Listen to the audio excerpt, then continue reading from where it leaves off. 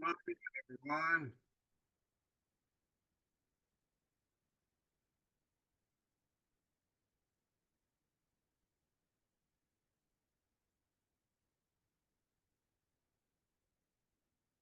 Waiting for people to arrive.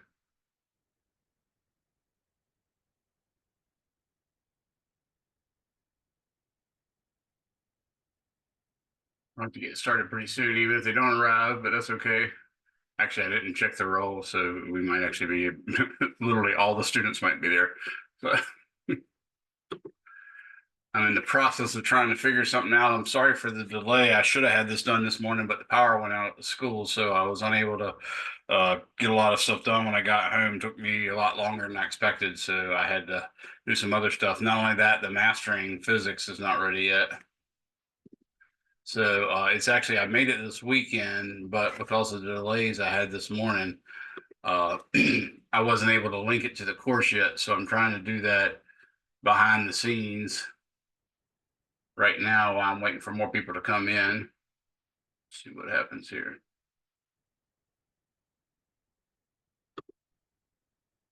Met another person.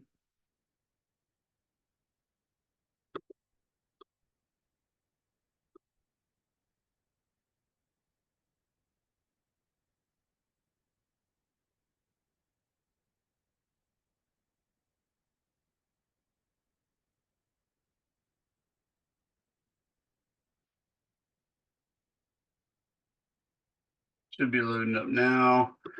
Almost time. Doesn't appear.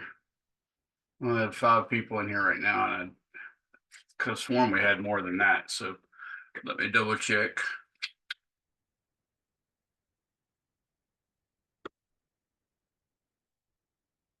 Okay, so I think I got what I need from that. Let's see here.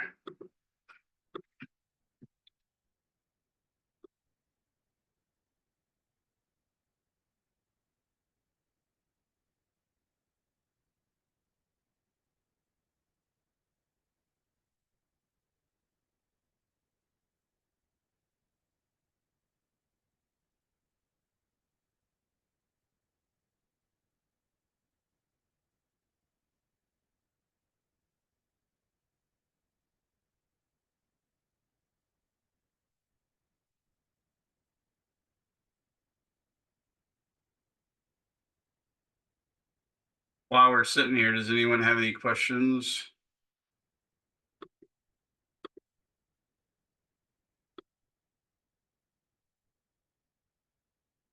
Okay. All right. Well, I guess we'll go ahead and get started. So I just had another sign in. They should be getting up to speed now. I apologize again for not getting that invitation posted until literally 15, 20 minutes ago. That's a pain in the butt. It wasn't supposed to be that way. I had it all made up this morning at school, and then the power went out and it never came back on. So I lost everything I did. And when I got home, which was have to happen after my lab and my other class, and then drive an hour to get here. When I got here, I started working immediately and didn't get it finished in time. So it only came up now. But what I wanted to let you know is I'm not going to spend a lot of time introducing the syllabus. I think what I might do is make a video later to explain the syllabus to you guys. I will tell you right now, I'm getting ready to type something in the chat, so you might want to copy this stuff down. If you want to contact me, you contact me via my email, and for obvious reasons, I'm not posting it because this video will be posted tonight or first thing tomorrow morning on my YouTube channel. And therefore, if you guys, for instance, don't want your name to pop up on my YouTube channel or on the internet in general, then you want to change your username to what I said in the invitation, which is like your first letter of your first name, followed by your first letter of your last name, followed by 3 digits, being the last 3 digits of your student ID or your IMPL ID, as your school calls it. But anyways, you should change it to that since you're in this class. Other people that come here for office hours and stuff, they're going to add their underscore PHY or their underscore 241 or underscore 242 or whatever, as well as the section number. But you guys don't have to do that. So here's my email address. I'm putting it in the chat right now. Okay. The main thing is when you do that, you have to email me from your TCC account.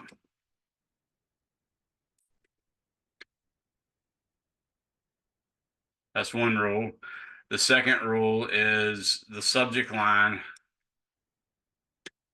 must begin with PHY,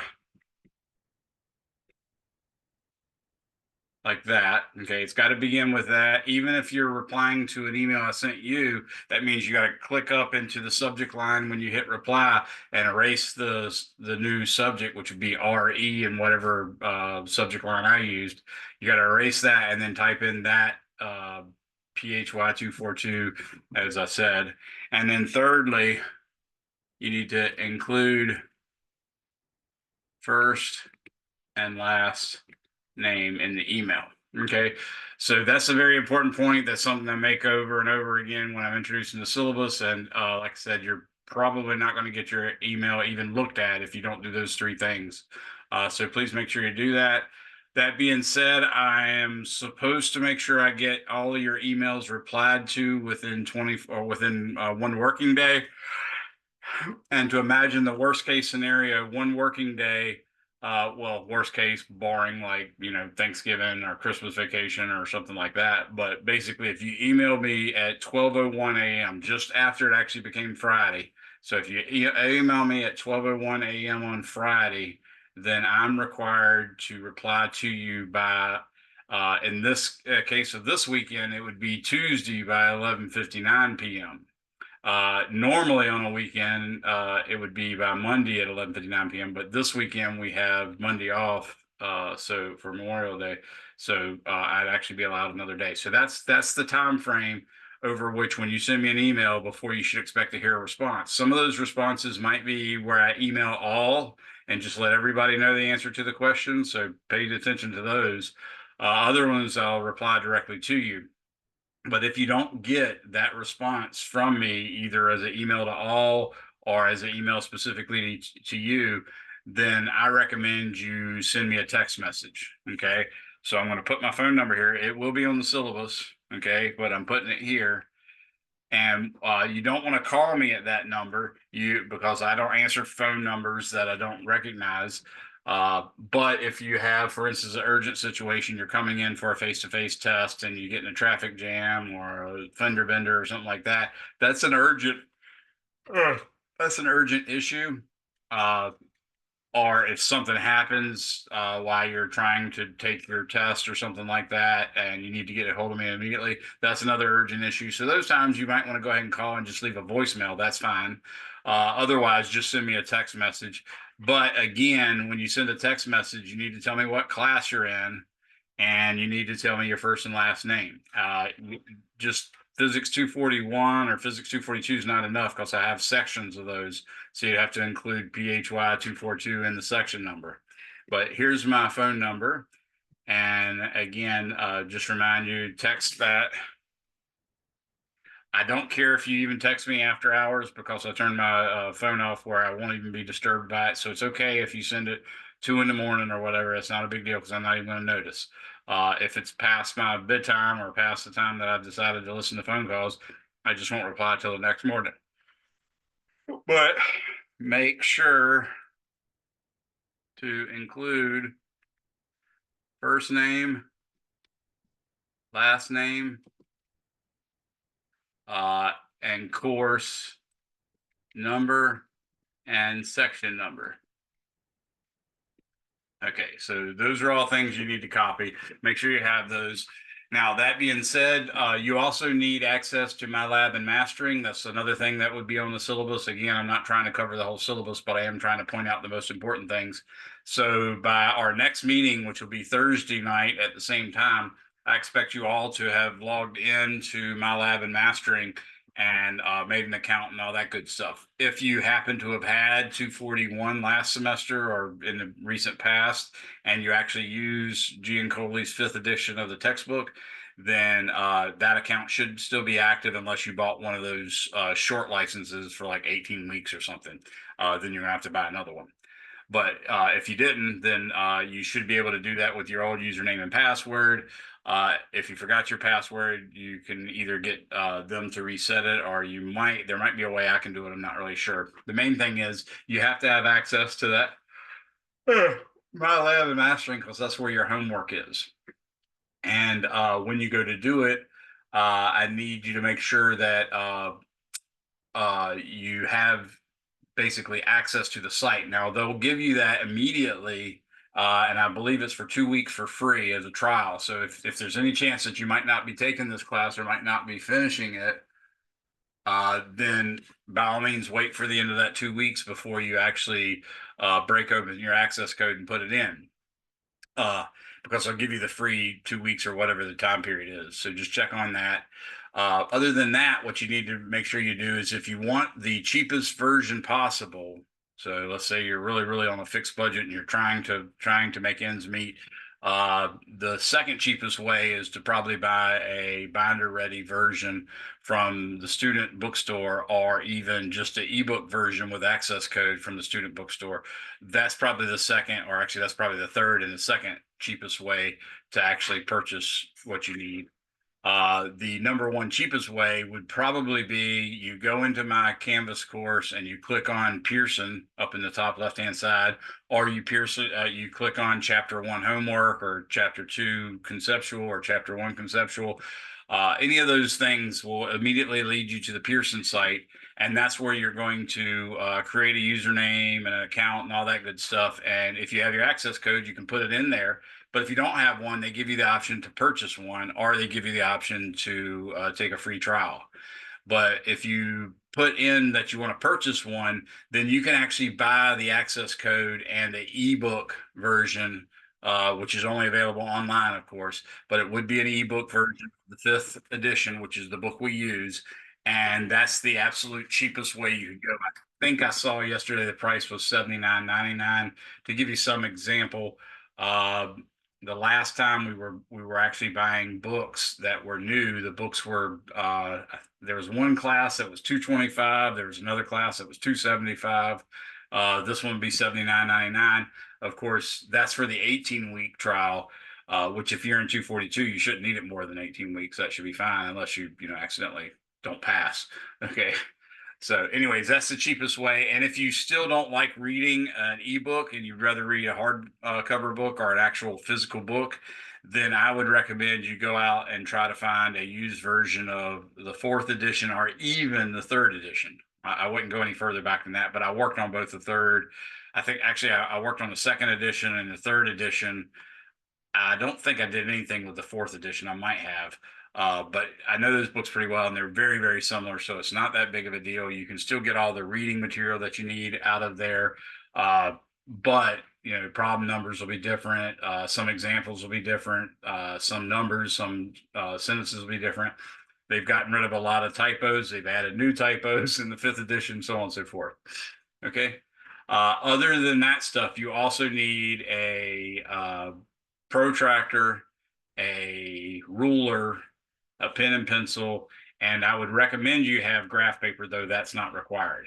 And finally, you also have to have a scientific calculator. It can't be the one on your phone. It can't be the one on your iPad. It can't be the one on your computer, because when we take face-to-face possible tests, you're not going to have access to that, because those things can access the internet and can hold notes and that sort of thing. So you actually have to have a physical scientific calculator. And you don't have to have a big, nice one like this. You can get the cheapest thing you want. If you're not majoring in a branch of science or engineering where you're going to do a lot of calculations, which would be, for instance, if you're enrolling not in chemistry or physics, but rather in some parts of biology, then you're less likely to have to do calculations day in and day out. However, I will say biology is definitely changing. It's getting a lot more mathematical as we learn more and more stuff.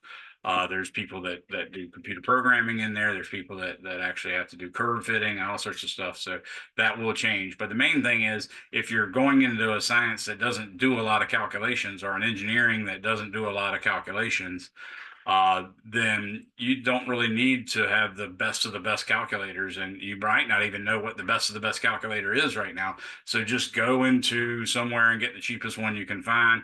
If it has a button that says SIN on it, it's probably fancy enough. Okay. So you do have to have that stuff. Anybody have any questions on that? All right. Well, we are starting into chapter 17 in this course. I've sort of given you the rundown on what your syllabus says that's critical for you to know right now. I will tell you that we'll have a online test about every 2 chapters. That's generally what I do every semester, but you take that at your leisure. I usually open it up and you have like 7 days to get it done. You get 3 attempts. You're allowed to do is open notes, open Google searches, open textbooks, open any books. You're really just not supposed to communicate indirectly or directly with another person that's already seen the test. Only thing that's really against the rules when you're taking an online test as opposed to one of what we call a proctored or face-to-face test. And like I said, I usually give you 3 attempts and I only take your highest score. Okay. Those are just to make sure you're on the right page, make sure you got enough stuff out of your homework and out of your readings. And then you have these face-to-face tests, and all the tests are technically comprehensive. So, at the end of the semester, if we're covering chapter 37, then that means your last test will cover chapters 17, 18, 19, 20, 21, 22, 23, 24, 25, 26, 27, 28, 29, 30, 31, 37, and even 38 if we get that far, and 39 if we get that far. So all tests have the possibility of having all of those previous chapters on it. So make sure you're prepared for that. But the good side of all this is both for your online tests and your face-to-face tests / proctor tests, I always create a practice test. And it's really supposed to be made short so you can take it in like 10 or 15 minutes. And every time you take it, you'll get a different set of questions. That alone is a really good reason to take it. And another reason is at a college and university level, if someone ever makes you a practice test, you're a fool if you don't take it, because we don't do a lot of extra work just for fun. We do a lot of extra work because we care for our students and we want to help them as much as we can. So if someone took the time to put together a practice test for you, you can be assured that that would be not only an insult to them, but it would be crazy for you not to, because they've really taken the time to do more than what's required of them. Okay. So that's good enough reason. Now, here's some other good reasons for you to take the practice test. One, my practice tests are made from the exact same banks that I use to make my actual test. So there's a high probability the more times you take it, the more questions you'll actually see on the practice test that turn out to be on the actual test. Now, I do reserve the right to have 20% of the points on a given test come from somewhere other than those banks. But to be honest with you, in like 8 years, I haven't added any additional questions that weren't in the bank. So literally, you're getting a one-to-one relationship. When you take a practice test, you have access to see essentially all of the problems on the test. So there's another really good reason to do it. One, was for not being rude and for taking advantage of what your instructor actually has done work for you too. That was one reason. Two is that you actually have access to see the potential questions that will be on the test. And then here's a third reason. At the end of the semester, I take your highest practice test score for each of the practice tests, and sometimes there's 12 of them. I'll take the highest score from each of those, average them, divide that score by 20. So if you had 100, that means when you divide it by 20, you get 5. And that many points will be added to your final course grade. So I just can't tell you, all the good reasons there are to take a practice test. I feel bad that I have to offer that extra credit to get you to do it, but literally, even with those 3 big reasons, out of a class of 24, I inevitably have 2 to 4 students that never take a single practice test. They don't do very well usually, but some of them do. So I had maybe one every 2 or 3 years will still get an A without ever taking any practice tests. But generally, other than that, the other students that don't take the practice test maybe make a C or something like that. So that's enough right now. When you look at the syllabus, you'll see how the grades are broken down and what percentages are what. I'll just tell you that the lion's share of the grades, 60% of your total course grade, will be from those face-to-face tests and the final exam. 20% will come from the final. 40% will come from 3 or 4 face-to-face tests. And that's the lion's share of your grade. Another 20% will come from your lab, and then the rest of it will come from homework assignments and online tests and conceptual homework assignments. So any questions, anyone?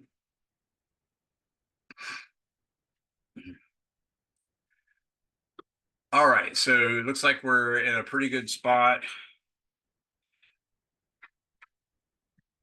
So I'm going to go ahead and start giving you a discussion regarding chapter 17, because really what I would like to do is I would like to go ahead and jump in chapter 17, get a good fraction of it done.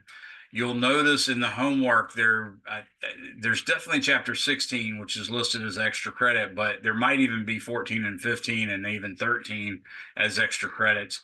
Those will become available immediately, but they're not due until like the last Sunday before classes are over for the summer.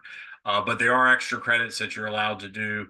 And it's just chapters that we don't necessarily cover. So I want to give you the chance to, hey, if you want to learn some extra, you can do these to get extra credit homework, extra credit points. But other than that, what you will do is chapter 17. Basically, every week you'll have a chapter homework problem set that's called chapter 17 homework. And then you'll have a concept questions for chapter 17. So that's 2 homework assignments. That's generally the normal amount. Sometimes we'll have 2 sets of problems for a given chapter, but all of those will basically be due usually for you guys, since you meet on Tuesdays, they'll usually be due on Monday night at 11:59. So keep an eye on that. Make sure you try to log into MyLab and Mastering sometime before next class. Get your account set up and you can start doing your homeworks immediately. Now we're going to go ahead and get started. So one last time, anybody have any last minute questions about anything? Okay. You can, by the way, chat those questions as well. So I normally keep my little chat box open in addition to having a picture of all the participants. So you can always post a message in chats. You can also just there's a little raise your hand thing in Zoom. If you're not familiar with that, you'll probably figure it out while you're taking the class, or you can ask another student.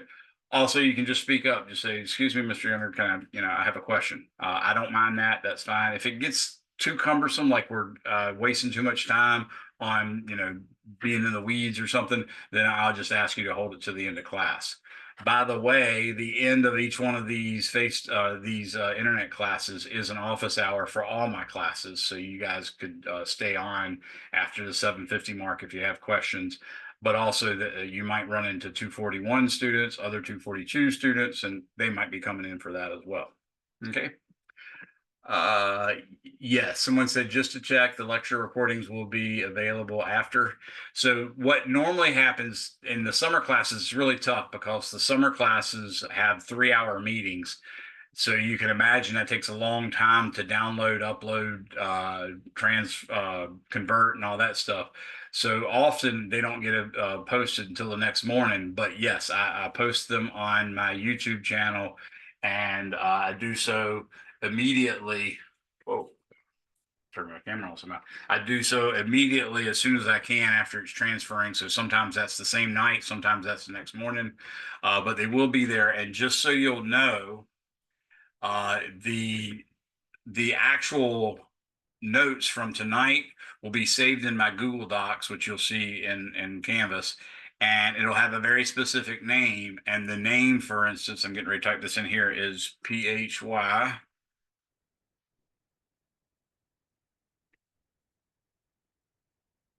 Actually, I normally type it like this. I just do a one long sentence,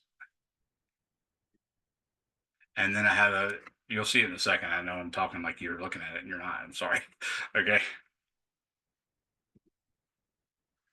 So you'll see that will be the basically the name of the Good Notes document that I'm creating tonight. So if the picture ever gets fuzzy or anything, you can still access the notes and have them. We never have problems with the audio going out. So even if there's a blurry spot, you can still get the gist of what's being said there. But that's the way you look them up. And also, if you'll notice, when that video gets posted tonight, in the description section, you will see that string of letters listed in the description. And that's the case for all the videos. So if you do a Google search for, chapter 17 or for temperature, thermal expansion, and the ideal gas law, what'll pop up is various lectures I've given for the same chapter in the past. And if you look in the description, it'll have some string of letters and numbers like that. And if you copy down that string of letters and numbers and then do a Google search in my Google Docs, or excuse me, do a search in the Google Docs, that'll pull up the notes for that one, no matter how long ago it was. So keep that in mind. That should help you. Any other questions? Good question, by the way, Josh. Or Jeshua, sorry. Ooh, that's like the Hebraic version. Awesome. Anyway, I'm a nerd. I like a lot of different subjects. So, yeah, I learned a little Hebrew and all that good stuff. All right, so let's get started. This chapter is called Temperature, Thermal Expansion, and the Ideal Gas Law. Probably what's normally the case is people taking calculus-based physics have either had a chemistry course in high school or already had a chemistry course in college. And in that chemistry course, you probably covered the ideal gas law. If not, you should probably let me know, because I usually do give it short shrift in my lectures just because everybody's already had it before. So if you haven't, just send me a private email. You don't have to let everybody know, and I'll make sure I go a little more in detail with it. That being said, it's pretty straightforward stuff. The main thing about chapter 17 is we're introducing the atomic theory of matter. So in the BC era, or the BCE, before the Common Era, that's the new modern version of saying BC and AD. We now say BC before the BCE before the Common Era, and AC, I think, is after the Common Era. I can't remember the other one because I never. That's not my field. But anyways, it roughly corresponds to what was originally BC and that sort of stuff. But Democritus, as an ancient Greek, and others might have thought of this, because the trend lately has been us teaching at universities, teaching world history as opposed to Western civilization. Western civilization being the history of Europe that ultimately led to some extent to the United States. But now a lot of people are focusing on world history because it was a little less inclusive and wasn't covering, the very rich history of, for instance, Asia. Europe's is big, but Asia is quite big as well, and there's a lot going on there. There's a lot of stuff in the Indian subcontinent. There's a lot of stuff in South America. There's stuff in the North Americas as well, in North America as well. So normally what we refer to is the stuff we know of, and the stuff that we know of or know best about is that the ancient Greeks, and then the ancient Romans, and before the ancient Greeks it was the ancient Egyptians. We have a pretty good understanding of what they knew and that sort of thing. And Democritus pondered the idea of matter, and he basically set it up like this. He said, let's take a chunk of matter. So for us enlightened people, what I'm going to say is we're enlightened. We've had a little bit of an intro to the scientific revolution. We understand, for instance, that there exists something called the periodic table of elements, and that elements are made of atoms as their smallest part. And in other words, if you take an element and you make it smaller and smaller and smaller, you can keep doing that and it will still behave like that element. Let's say the element's copper. It'll have all those copper properties no matter how small you get it, up until you get to the lowest point. And the lowest point would be at which point you've encountered the atom of copper. And if you break that apart, it no longer behaves like copper. It behaves like some electrons scooting around with some protons and neutrons and stuff like that. And in fact, the easiest way to split the atom in some sense is really just knocking electrons off. So in that sense, it's still copper, because ionized copper still behaves like copper. So that's what I want you to keep in mind. If I say element, that means the smallest part of it that still acts like that element is an atom. If I say compound, then that's made up of two or more elements.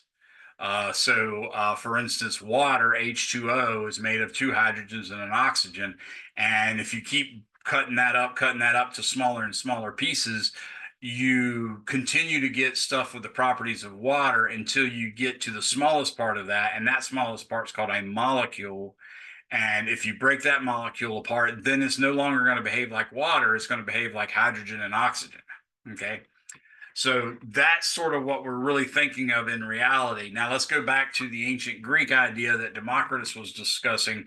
And he imagined that if you pick up a chunk of, let's say, sulfur, because sulfur is one of the few elements that you might just find in random, and it's just, pure sulfur, or, very few impurities in it.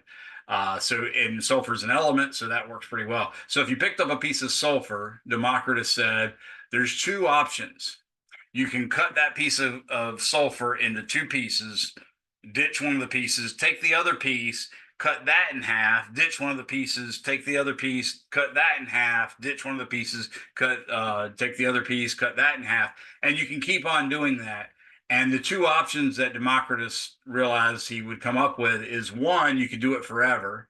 And that didn't make any sense, right? Eventually, you're going to get to something so terribly, terribly small that there couldn't be anything even smaller, so you get nothing, or you could keep doing it forever, right?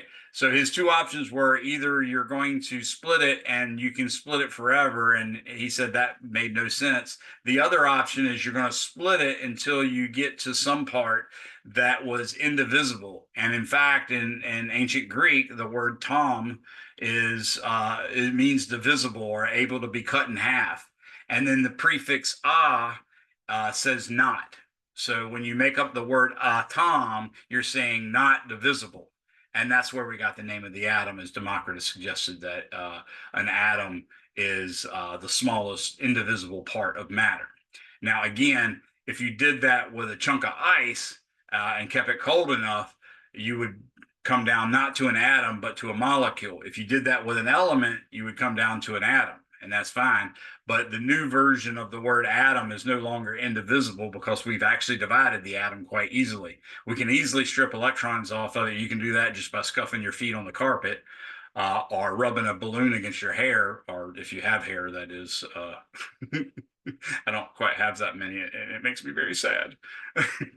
Anyways, so that's Democritus' idea, and he had some evidence to back him up on that. So, for instance, one of the things he thought was, well, if you're out in the streets and you smell bread, there's some baker nearby making bread. And his idea was that evidently, while you're making bread, little itty bitty particles of bread get up in the air, and they go through a process called diffusion, which we actually know now is correct. That's exactly how molecules from various things spread throughout the air. And that very molecule of bread would enter your nostrils and give you that sense of smell. I would suggest you not think about farts at this point, because that would be a very disturbing thing, but it is the reality. So do think about it. And yes, I'm a goober, and my brain is stuck in basically something like seventh grade. I'm around 13 years old. So all of my jokes are about, pooping and peeing and well, cartoon movies for my kids. So that's how I entertain you guys. I pull up goofy stuff like poops. All right. Okay, so that was Democritus's idea, and it is actually fairly correct. And in fact, you might not realize this, but we never really had proof that atoms exist, not definitive proof, until 1905. In that year, 1905, Einstein wrote like 6 or 7 papers, every one of which probably could have won him the Nobel Prize. That's how awesome of a year he had. One of those papers was a paper on Brownian motion. And Brownian motion is basically, initially, it was like you take a glass of water and you put a few bits of pollen on top of the water, small, itty bitty small bits of pollen on top of the water. And what you'll see is the little pollen particles jiggle about in a very erratic sort of pattern, and they, travel all around and stuff like that. Initially, they thought, well, it's probably because pollen's life, so these are some life forms. But they later did the same thing with just plain dust particles instead of pollen particles, and lo and behold, the same thing happened. So no one understood exactly why that was the case, but Einstein used something called statistical mechanics, which we're going to use to sort of, you can think of as deriving the ideal gas law, or you can say, using the ideal gas law to derive the average kinetic energy of a molecule. Either way, that's what statistical mechanics does. It's a very, very powerful tool. Einstein used statistical mechanics like that, and what we knew of, or what we thought about the atoms that we knew at the time, he used those concepts, put them all together, and came up with a description of Brownian motion that basically said, hey, Brownian motion is atoms or molecules running into the particles of dust or particles of pollen, and that's what's making them move in those random directions. Okay. And he said, hey, if you draw a circle of such and such a radius with such and such a number of dust particles in it, then the actual number of dust particles should fall off as this function or something like that. And lo and behold, the experiment was done, and Einstein was exactly right. And by doing it in such a statistical way, basically the p-value, which hopefully y'all have had some intro to statistics before, the p-value is a critical number, and it's not all that important. There's ways where the p number can be quite misinforming, but anyways, the p-value is relevant. And basically by doing it statistically, uh, the deal was he either was correct and had the right hypothesis, or he got so lucky that it was sort of the equivalent of him winning every lottery, every state, and every country all over planet Earth, and maybe even all over any other planets that might exist that had the lottery in it, for the rest of his life. In other words, it's a very, very near zero probability that he could have gotten that right answer and not having the original hypothesis be correct. And the original hypothesis was that atoms exist and they behave like we think they do. So in 1905, he could have won the Nobel Prize for that. He didn't, but he did win the Nobel Prize for something he did in 1905. Turned out it wasn't for relativity. He didn't do general relativity until 10 years later. But in 1905, he did special relativity. A lot of people kind of thought he was a little bit of a crackpot with that, but some people really saw the writing on the wall and realized how brilliant he was. But he could have won the Nobel Prize for that, but that wasn't well received initially. What he actually won the Nobel Prize for was the thing that he literally, the last day of his life, was still trying to refute, which is quantum mechanics. So he wrote a paper on black body, or excuse me, on darn it, I just lost the word, on the photoelectric effect. And he wrote a paper on the photoelectric effect, and that was like the second paper that introduced quantum mechanics. Planck had wrote the first one, and Einstein wrote the second one. In that sense, Einstein is a co-creator of quantum mechanics, or a co-discoverer of quantum mechanics, and he just did not accept it till the day he died. So ironically, that was what he won the Nobel Prize for. But he was so cocky about it, and people knew too. His wife was a physicist as well, and she knew how good he was, and she actually helped on all those papers to some extent.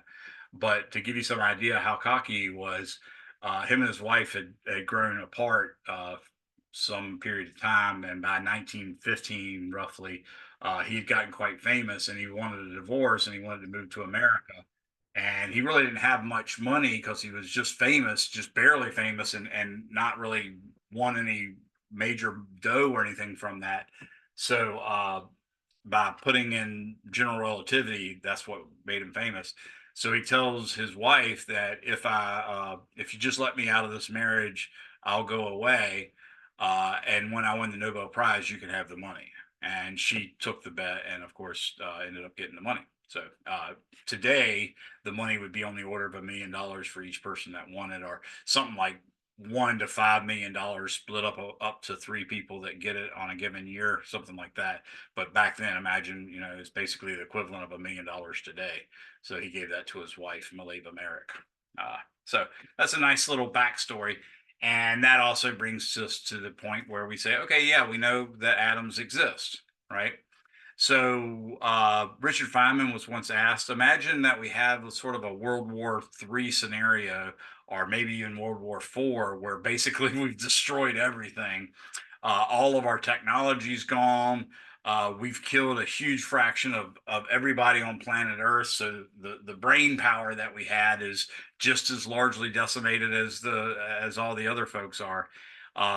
If you had that occur, and you could leave one sentence for future generations so that they could get back on track in the quickest way possible, what sentence would you give them? And Richard Feynman basically said something a lot along the lines of the atomic theory. He basically said, there's these little particles of matter that are really hard to break apart, and all matter is made up of them, and they jiggle as a result of temperature. And the higher the temperature, the more rapidly they jiggle, and they have attractive forces between one another, and they have repulsive forces between one another, and they reach an equilibrium at a certain distance. And until you get to a certain temperature, they stay connected to each other, though their separations might increase. And then once you get to a certain critical temperature, they're no longer holding on to each other or capable of holding on to each other. And then they sort of roll around each other in some way. So he gave basically a sentence discussing the atomic theory of matter, and said that would be the most surefire way to get a future generation back up and running rather quickly. So that gives you some idea that maybe the atomic theory really is very important. And that's what we have. We have, if we use the caveat that the smallest part of an element is an atom, and the smallest part of a compound is a molecule, and the smallest part of a mixture is not really well defined, then we can describe matter with this atomic theory of matter. We can't discuss what goes on when you break the atom apart, because that turns out to be nuclear physics, and that's where quantum mechanics and stuff like that comes into play, and things behave quite a bit differently. But we can still get a lot. So, for instance, just imagine atoms vibrate, jiggle. They actually move in, out, left, right, up, down in 3 dimensions. Now, if it's really more than an atom, say it's a molecule, even a diatomic molecule, which would be like oxygen and oxygen making a little dumbbell. Okay. Even with that simplest case of a molecule, you have the whole molecule moving forward and backwards. That could be like the X direction. Left and right, that could be like the Y direction, and then up and down, that could be like the Z direction. Okay.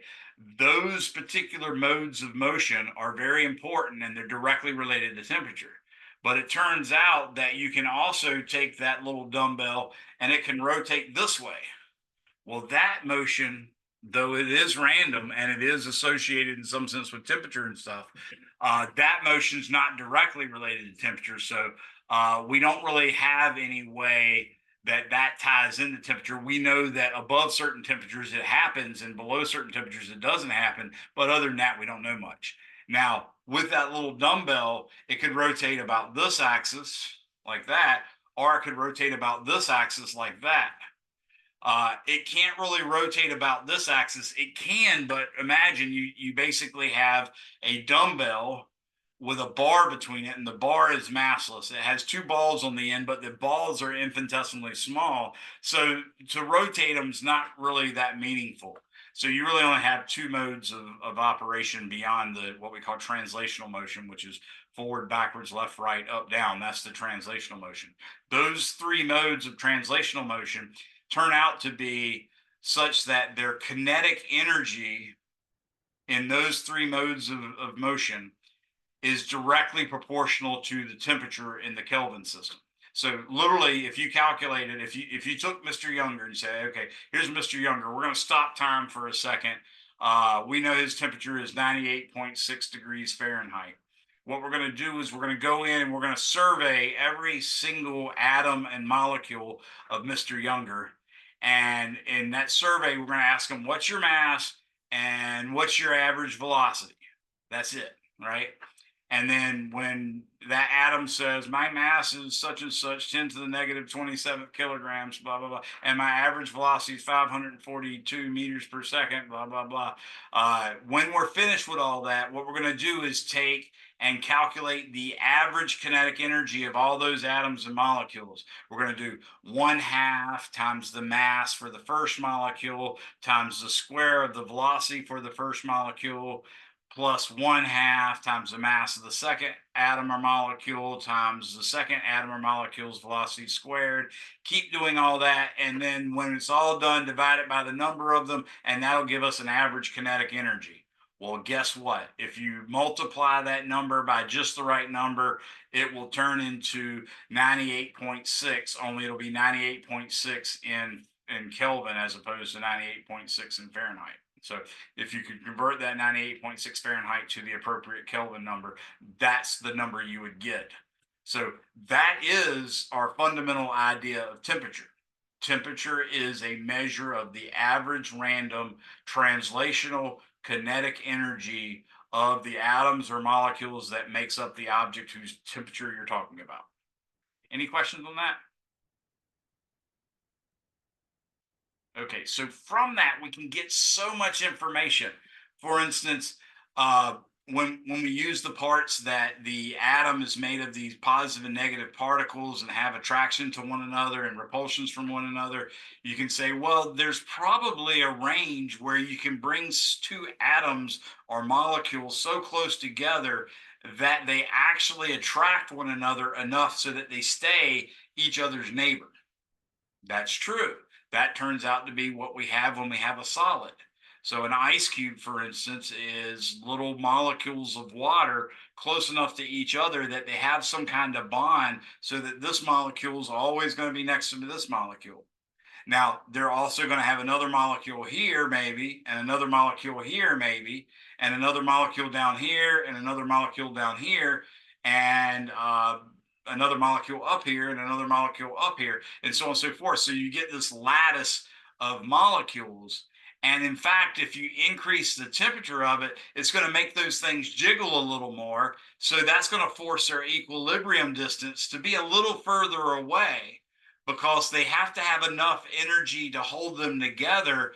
But the more energetic they are, the less close they can be together, or else that energy would break them apart.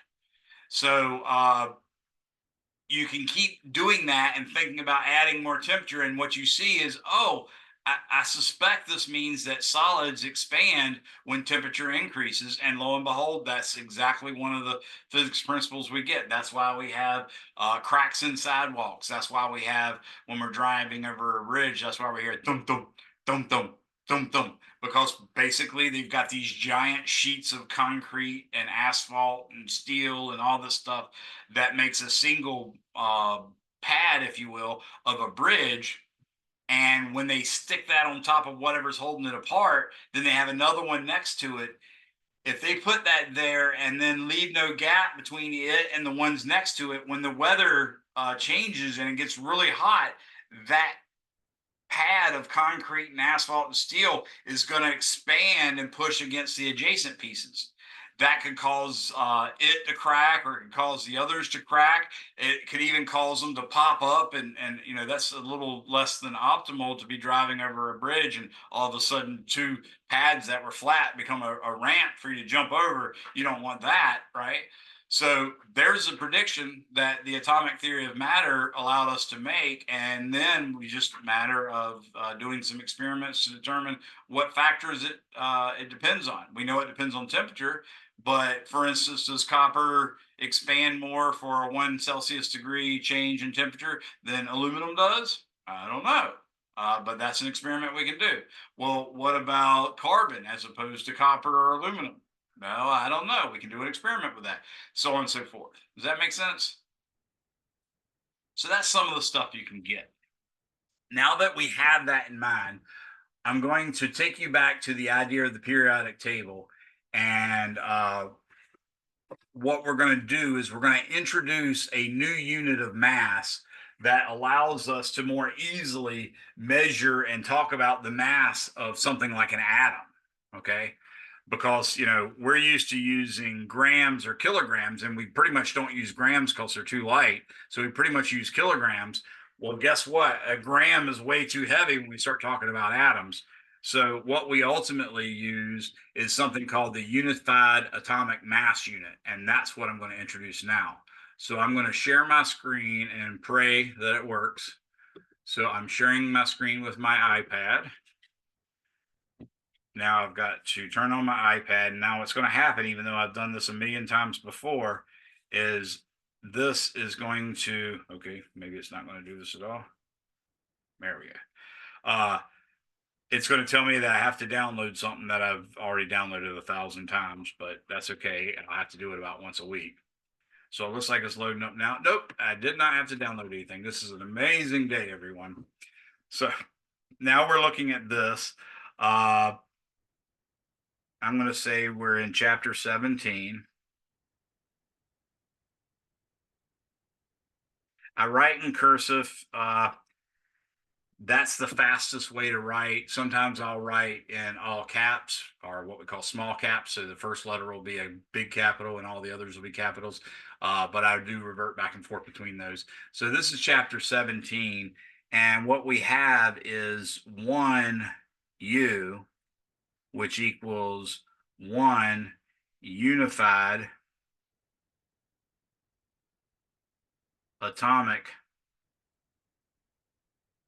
mass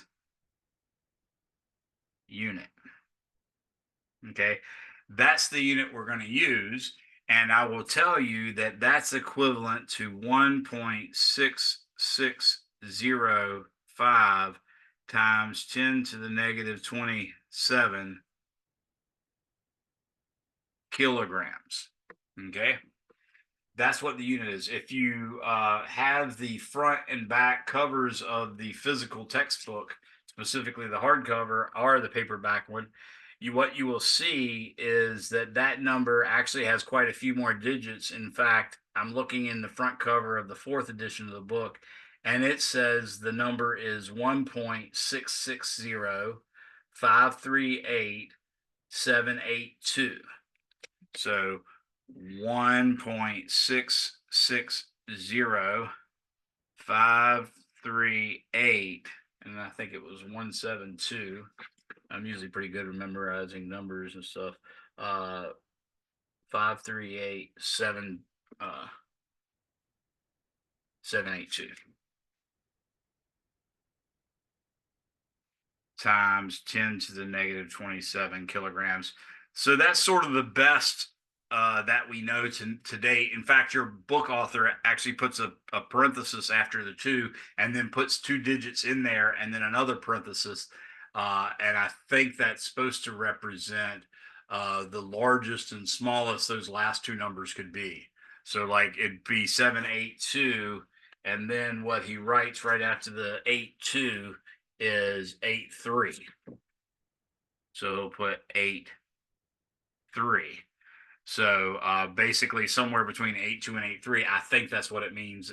It's been a while since I read that reference, but anyways, that's what it is. Now, this might seem bad because crap, now we got another number to memorize, but it's really not that bad because the way this is made up is such that 1U is defined. So notice I write a triple equals. That means defined as. So I'm going to say defined such that carbon 12 atom has a mass of 12.0 with a line over it, U. Does everybody recall what 12.0 with a line over the 0 means? Anybody does remember that? Feel free to put it in the chat, by the way. 0 repeats. Exactly. So the 0 goes on forever. In other words, to an infinite number of decimal places. Someone's asking where this number came from. I'm getting there. Don't worry. So to an infinite number of decimal places, the carbon 12 atom, which is a specific isotope of atoms. Hopefully y'all are all familiar with the word isotope, but isotope basically means all the different types of carbon, each of them makes an isotope. And what the isotope in one case differs from another isotope in is the total number of nucleons. So when I say carbon 12, what I mean is there's 12 nucleons in it. And the nucleus is made up of protons and neutrons. So nucleons are protons and neutrons. So we happen to know that the atomic number for carbon is 6. So that means the number of protons it has is 6. So if the carbon 12 isotope is 12, that means it has 6 protons and 6 neutrons. So the carbon atom made of 6 protons, 6 neutrons, and 6 electrons, which the electrons are literally a factor of 1,000 smaller. So it's not that big a deal, but it is something you have to account for. That particular isotope weighs exactly, or is defined to weigh exactly 12.0 U. Okay. Well, if you think about that just a second, what you'll realize is that the periodic table says that carbon has a mass. Let me look this up real quick. I'm going to try to get it very specifically. Oh, good. I laid my iPad on a button. That was very, very helpful. So I'm looking at carbon right now, and it says 12.0107.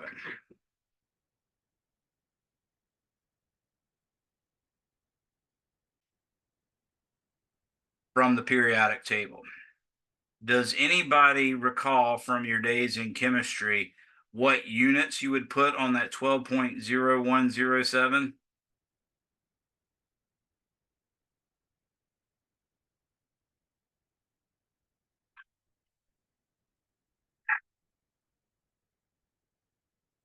It doesn't show any units. It is related to a mole, by the way. That's the number I'm looking for. It's not exactly moles, though. Remember how you use that number. For instance, if someone told you, "Hey, I've got 24 grams of carbon," how many moles would you have?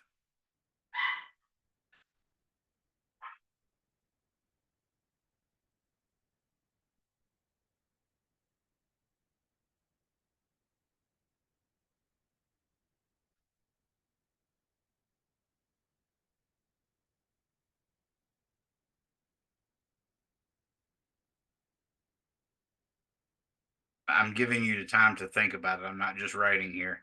Now I'm going to take this. It's only have 3 sig figs. It's not much use for me to use many more than 3 sig figs. Maybe I'll use 12.0. Maybe I'll use 12.0. And but what we know is going to happen is I'm going to get 2.00 moles. Okay, that's how we convert grams to moles. Y'all remember that? There you go, Sebastian. Bruce and Sebastian were narrowing in on it. In fact, yes, the unit here is grams per mole. So that's the unit that we normally think of when we look at the masses on the periodic table, is grams per mole. I'm going to tell you that that's not actually the only way you can interpret that. But think about it this way. When we say carbon has a mass of 12.0107 grams per mole, that's here on Earth. If you collected, a certain number of carbon atoms from the atmosphere just naturally occurring, some fraction of those would be carbon 12. Some fraction of them might be a carbon 11. Some fraction of them might be carbon 13, carbon 14, carbon 15, carbon 10. I don't know. But if you do that enough, you'll get a sense of how prevalent each of those isotopes are. So when I say the mass is 12.0107 grams per mole, what I mean is I multiply the percent of carbon 11 times the mass of carbon 11 plus the percent of 12 times the mass of carbon 12 plus dot, dot, dot, all the different isotopes. And then I divide it by percent 11 plus percent 12 plus dot, dot, dot. In other words, I divide it by the sum of all the the sum of all the percentages, which of course is going to be 100%, and therefore gives you 1. And that's called a weighted average. So that's the same kind of math that we do in computing our GPA or your course grade. So this is a weighted average.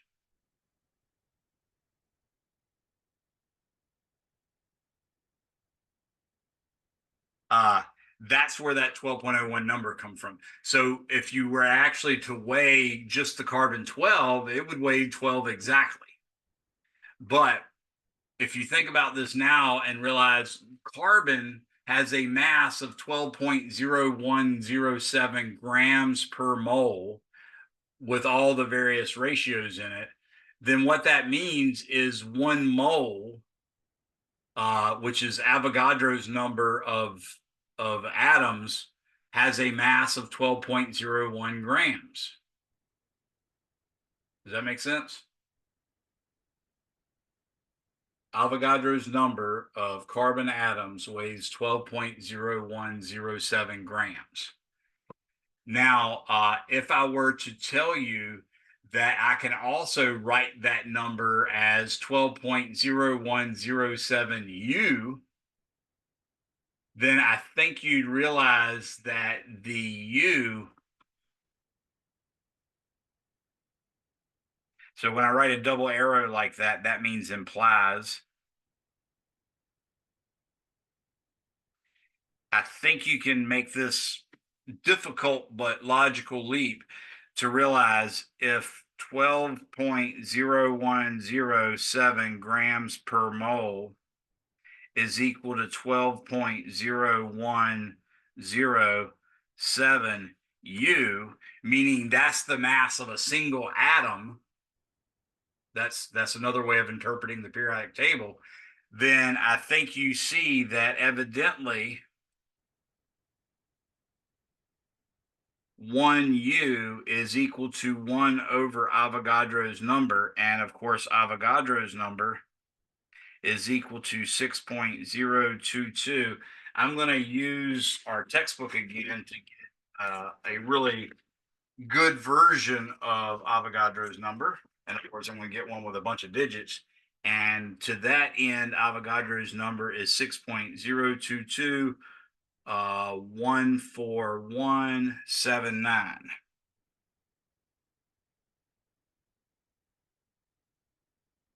And then it has that other little parenthesis thing on there, which in this case says 30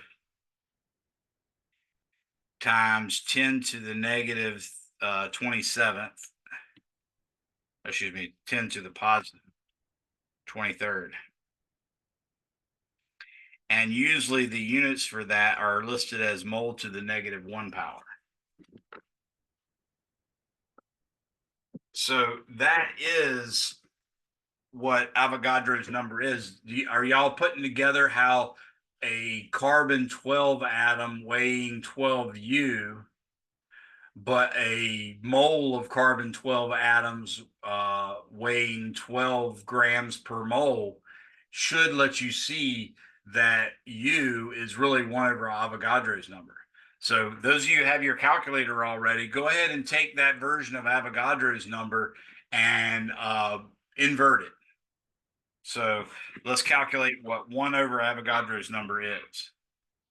So 1 over Avogadro's number is 6.022141, and just use the 79, ignore the 30, times 10 to the 23rd. And what we're going to do is we're going to raise that to the negative 1 power. So I'm going to do 6.022 14179 e to the 23rd power.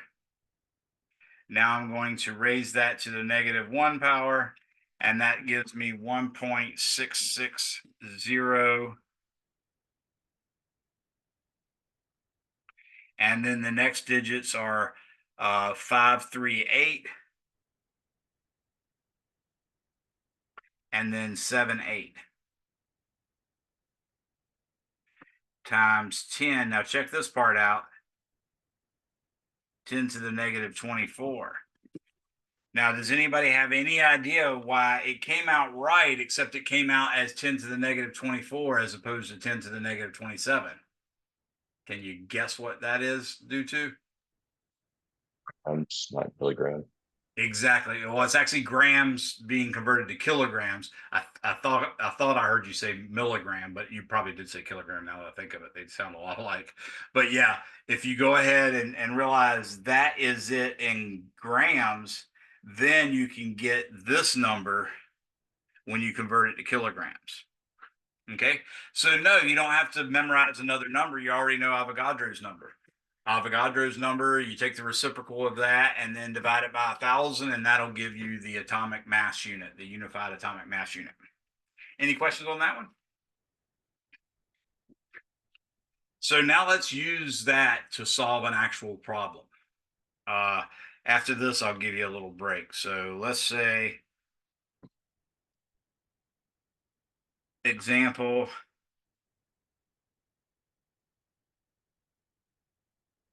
1. If the density, whoa, I spelled density with a G. That's not cool. If the density of solid aluminum, dang it, of solid aluminum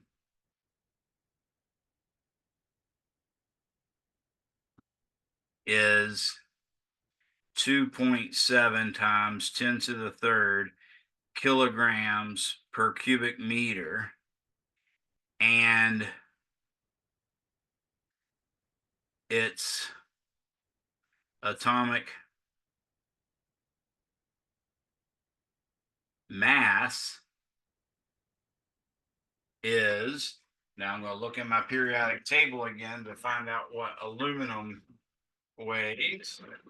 I'm going to pull that up right now, and just because there's a good chance I might screw up and write down the wrong number, it's 26.981. So I'm just going to call that 27.0.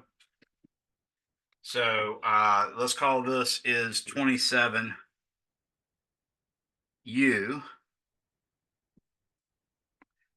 Then how far apart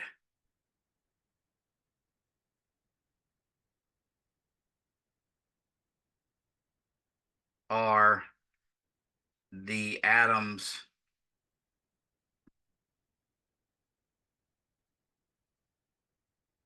of aluminum? Okay. So that's the kind of question you can ask just with this knowledge of the atomic theory of matter and the understanding that, hey, that 27 grams per mole that we're used to talking about on the periodic table is actually equivalent to saying that the individual atom of aluminum weighs 27 unified atomic mass units. From that and knowing the density, we can actually compute exactly how far the atoms are apart. So let me show you how to do that.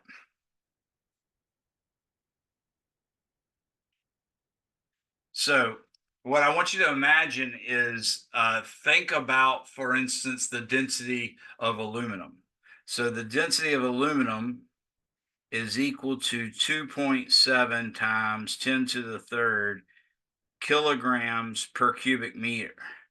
Now that's kind of good because what it says is, hey, if I have a block of aluminum that's 1 meter by 1 meter by 1 meter, then that's 1 cubic meter, and therefore it weighs 2,700 kilograms.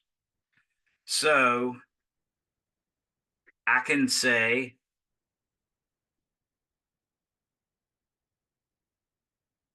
this chunk right here of aluminum, which has a 1 meter height, a 1 meter width, and a 1 meter depth, has a mass equal to 2.7 times 10 to the third kilograms. Okay. Now, to help us make sense of how this is even remotely related to the distance between the atoms, we can imagine that the atoms orient themselves in an array, sort of like a matrix, but an array of atoms. So what you'd imagine is this side has an atom right there on the corner, and then you go over a little distance, there's another one, then another one, then another one, then another one, dot, dot, dot, and then there's one at the end. What we're going to say, whoa, hate when that does it. What we're going to say is that this is in atoms. And what I'm also going to say is this side over here will also have n atoms. So on this side, there's n atoms that way. And then finally, we'll say on this side right here is also n atoms. Now, if you think about this, let's take a smaller number than n so it won't be so confusing. Let's take the number 5. Let's say, imagine if n equals 5. In that case, you're going to say 1, 2, 3, 4, 5. And what we see is for those 5 atoms, there's 1, 2, 3, 4 spaces.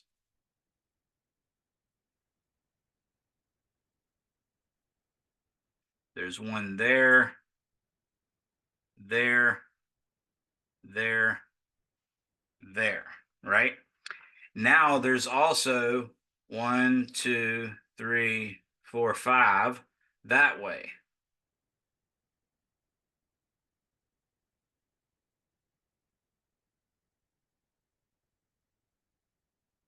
So this is what I'm talking about as far as an array of atoms. That's just one plane.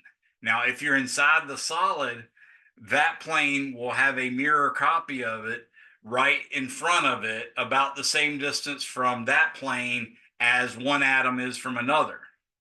And then there'll be another one behind it, and then another one behind that, and another one in front of the front one, and then another one in front of that front one, and so on and so forth. And then ultimately, you're also going to get basically 5 more rows of these, right? You're going to have a plane of n times n, that's n squared total.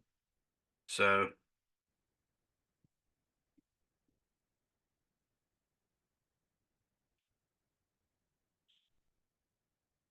but because we have 5 atoms or n atoms going back, that also means we're going to have 1, 2, 3, 4, like that, and that counts 5. So there's going to be one here, here, here, and here, here, here, here, here, here. Now I'm not drawing the other layers. I'm just trying to draw this layer so we can make some sense of it.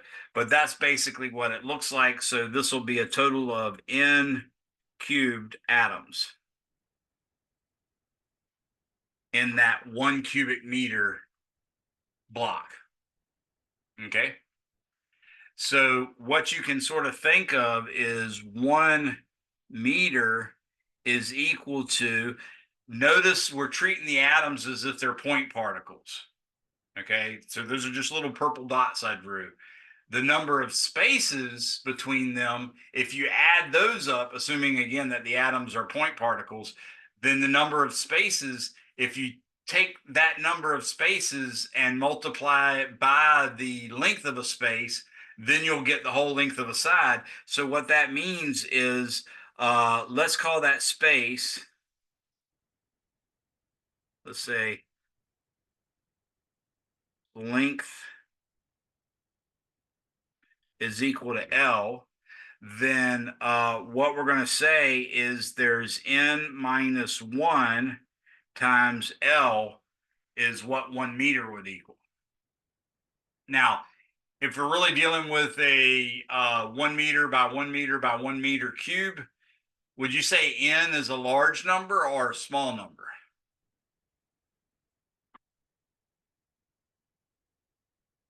Where n is the number of atoms along one edge.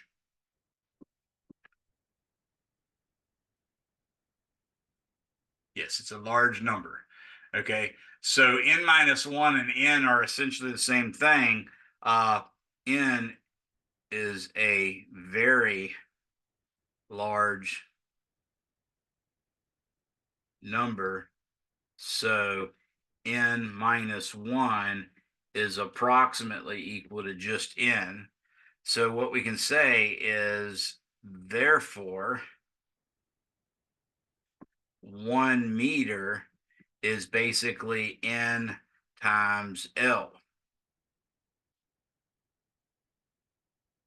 Okay. And that means n cubed is equal to, whoa, sorry about that. N cubed is equal to 2.700. Actually, I shouldn't write the 00 because we don't know what those digits are. 2.7 times 10 to the third kilograms of mass.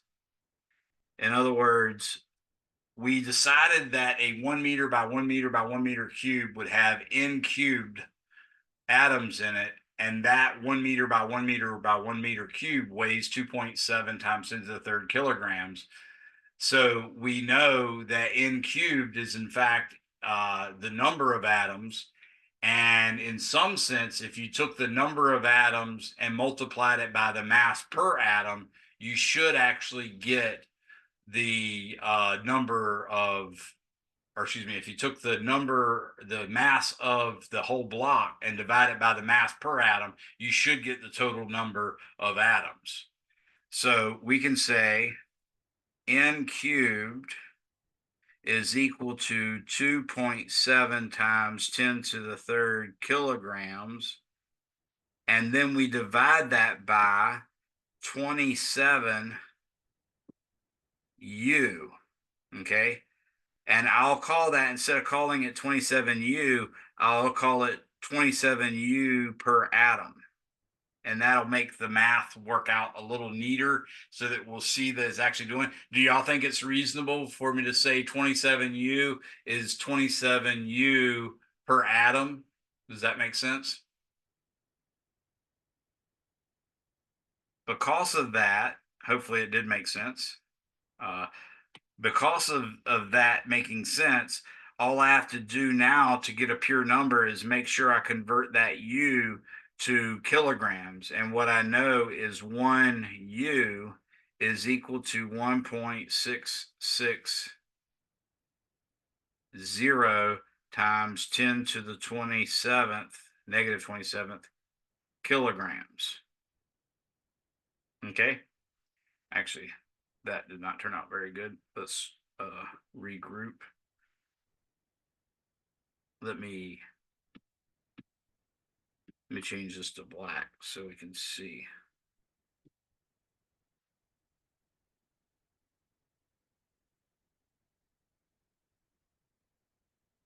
Now, we only had 2 sig figs for the mass of the atom, so there was no reason to really use much more than 2 sig figs. Maybe you use one more and that would be plenty. So just like I did by calling the 27 just plain 27 instead of 27.1 or whatever, I'm doing that here. So now if I actually complete this calculation, what I'll get is 2. Ooh. Okay, I got to figure out how to escape out of this mode I'm in. That's not it. That's not it. Okay. Been a while since I've used the graphing function, but somehow I ended up in it now. I thought there was an escape key or something, but I do not see it. Mode. Nope, not that. Oh, there you go. Okay. I hit quit. That worked. All right. So what I'm going to do is I'm going to take 2.7 e to the third. I'm going to divide that by, and now I'm going to use the parentheses. Remember the way fractions and the order of operations work, you really need parentheses when you're dividing by something. So I'm going to divide that by 27 times 1.66. I guess technically that should be 1.661. So I'll put that 1 there, even though I wrote a 0 down there. And that's times 10 to the negative 27. Now close parentheses, and this gives me 6.02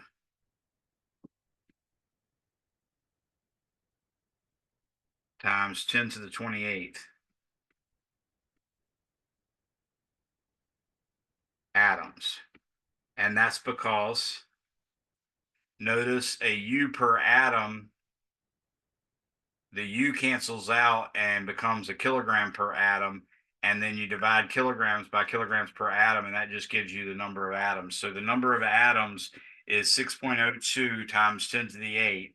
There's no reason for us to think the 2 is a sig fig, so I'm going to underline that. That's how I handle numbers that aren't significant, but I'm carrying them anyways. I just underline them so we'll know. So now I know the number of atoms. Now, since we see that 1 meter, I'll write it this way. Since 1 meter is approximately equal to N times L, what we can do is say that L must equal 1 meter divided by N. And now we can find the actual length that we're looking for. So I know N cubed is 6.02 times 10 to the 28th atoms. So from that, I can say N is equal to the cube root of 6.02 times 10 to the 28th. And I'm just going to put the atoms outside. It could be atoms times atoms times atoms if you wanted to, and that's fine. But what I'm going to do now is I'm going to raise this to the 1/3 power. So I'm hitting the caret button, parentheses 1 divided by 3, because 1/3 is the same thing as the cube root. And when I do that, I get N is equal to 3.92 times 10 to the 1, 2, 3, 4, 5, 6, 7, 8, 9 times 10 to the 9th atoms. Okay. So now that I have N, I can say L will equal basically 1 over N. So because it's 1 meter over N, we're going to say 1 divided by 3.92 times 10 to the 9th. Ignore the units for right now. We've worked out all the details to figure out what this is supposed to be. So I'm going to raise this to the -1 power, and that gives me 2.55 times 10 to the -10 meters. By the way, that 1 meter came from the meter that was on the top. So that's actually what's going on. And we could, in principle, say atom down here, in which case this is meters per atom. So that is the separation distance between two atoms in a chunk of aluminum. Anybody have any questions on that?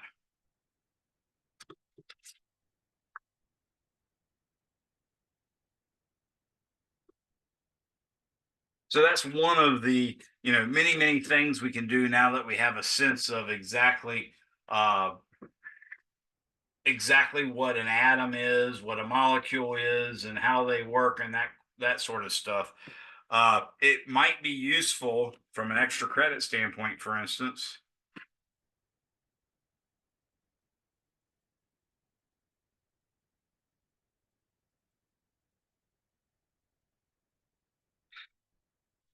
Find density of aluminum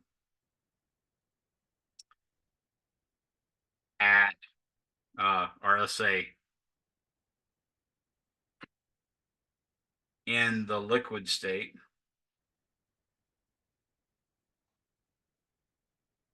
In other words, molten aluminum, and density of aluminum in the gaseous state.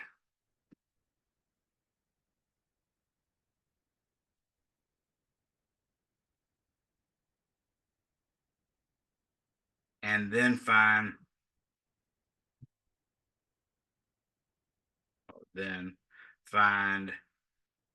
L for each. In other words, how far apart are two atoms in on average if they're in liquid molten aluminum? How far apart are two atoms of aluminum if they're actually in the gaseous state? That's kind of an interesting question. So if anybody wants to figure out how to do that, you can, and you can turn it in as extra credit. There will be a place in week 1 module where it'll say extra credit, and there will be a place for you to turn in a PDF. What you do is you do the calculation as neatly as you can, explaining your steps, and then take a photograph of it, convert that to a PDF, and upload it. And what happens is if you do it almost completely right, then I'm going to go ahead and just give you 100, and I'll tell you what little mistake you made, and that'll be your grade. And then everybody that didn't do it, they'll get a 0 on theirs, but I'll increase the number of dropped grades by 1 so that it really doesn't count against anybody. If, on the other hand, you get it kind of wrong, I'll tell you what to do to fix it, and then you can resubmit it. And that time, if you get it right, I'll give you the 100. So you're only going to get 100 on an extra credit assignment. You're never going to get anything less than 100. So what happens is if you keep doing it over and you still get it wrong, then I'll eventually just give you a 0. But it won't harm you because it's extra credit. Anybody have any questions on that? All right. Well, it's essentially 7 o'clock now. I would have liked to have given you a break before now, but I wanted to get through that first example. So, and that first extra credit. So let's go ahead and take a 10-minute break. It's 6:57 now. So let's be back at 7:07. Okay. You can ask me questions. I'm not really technically going anywhere. I just wanted you guys to have a little break, and I'm going to look over my notes and stuff like that. So I'm here if you have any questions. Feel free to type them in the chat or just speak up, whatever you want.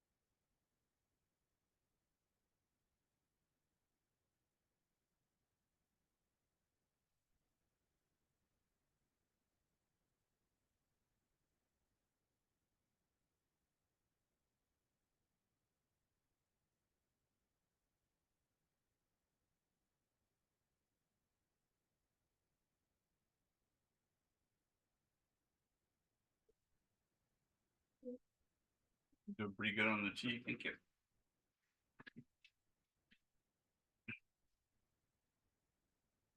I just gave them a break. Yeah. You need any? No, I'm good. You feeling okay?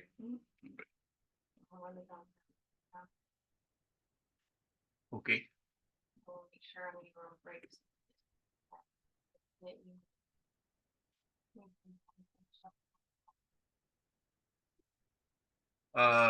Nothing to go.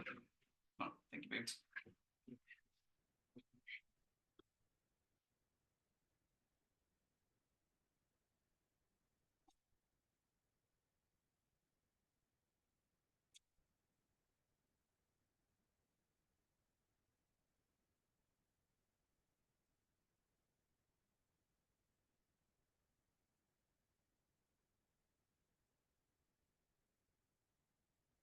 How we got here?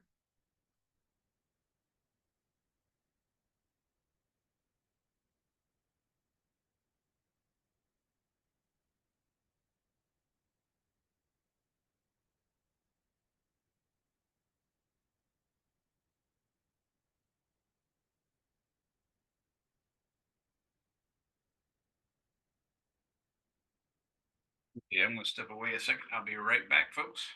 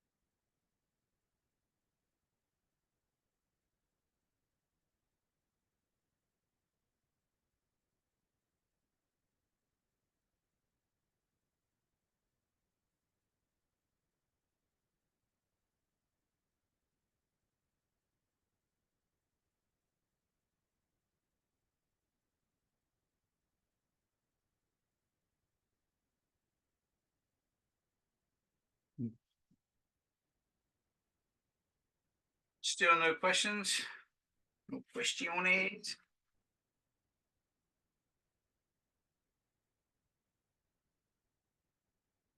Oh, okay. Where to show find the textbook on Canvas? Yeah, hold on, Ethan.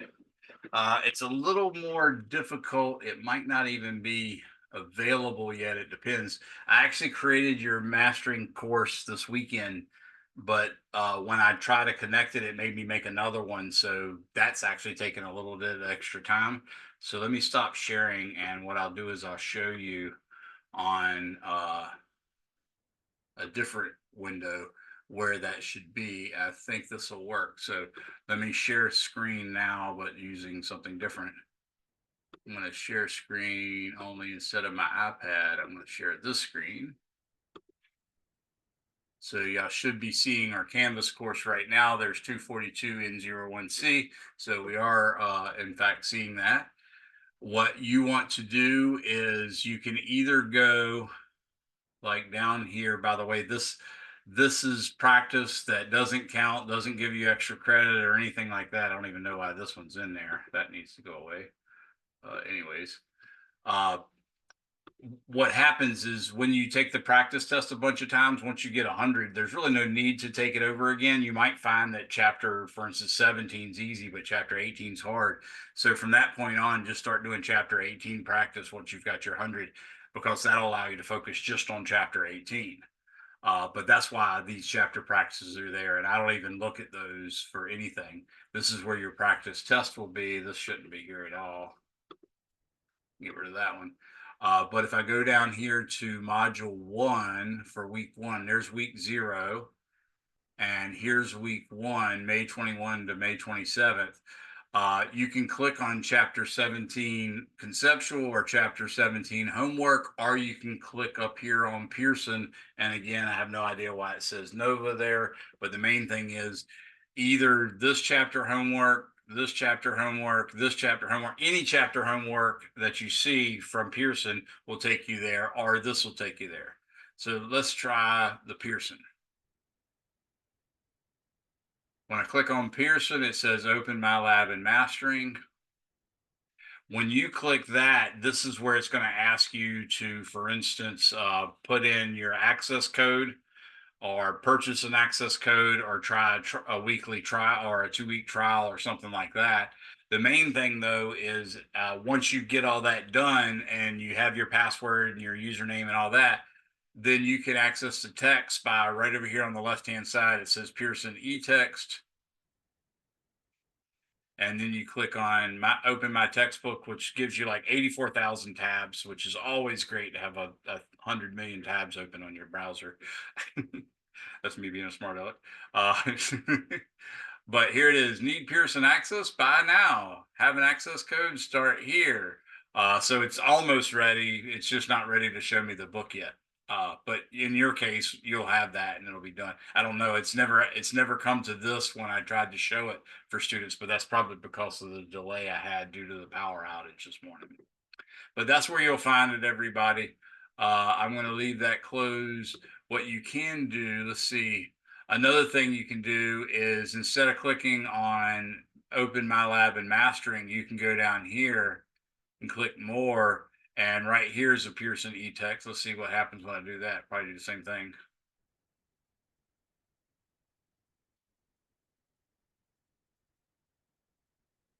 Yep, it actually gave it to me this time. So that's another option. You can see right now we're doing section 17.2. Here's an expansion break where we talked about a few minutes ago about how slabs on a bridge actually tend to increase their length when the temperature gets hotter. And if you leave a gap like that, that'll allow you to not actually mess up your bridge. All sorts of cool stuff like that. Bimetallic strips can be used to make thermostats and stuff like that for your cooler, for your air conditioner or heating unit. You can also see that's the typical temperature gauge or thermometer that you might use, for instance, on a grill. It literally just has a bimetallic strip where one side's copper, the other side's probably like aluminum or something like that. And when you curl it up like that, what happens is when you heat it up, one metal will actually expand at a quicker rate than the other metal. So that'll make the outside of the curve, and the other metal that does a lower rate will make the inside curve. So what happens in this scenario where you have it many coils is you're just actually forcing this to wrap around this way or that way. So for instance, when it gets hotter and hotter than this, then this will coil back around that way, or when it gets cooler, it'll cool back around this way. So that's kind of a neat little thing that can happen. But anyways, that's where our textbook is. Any questions on that? Kill that guy. That one's okay. That one's okay. Go back to my modules.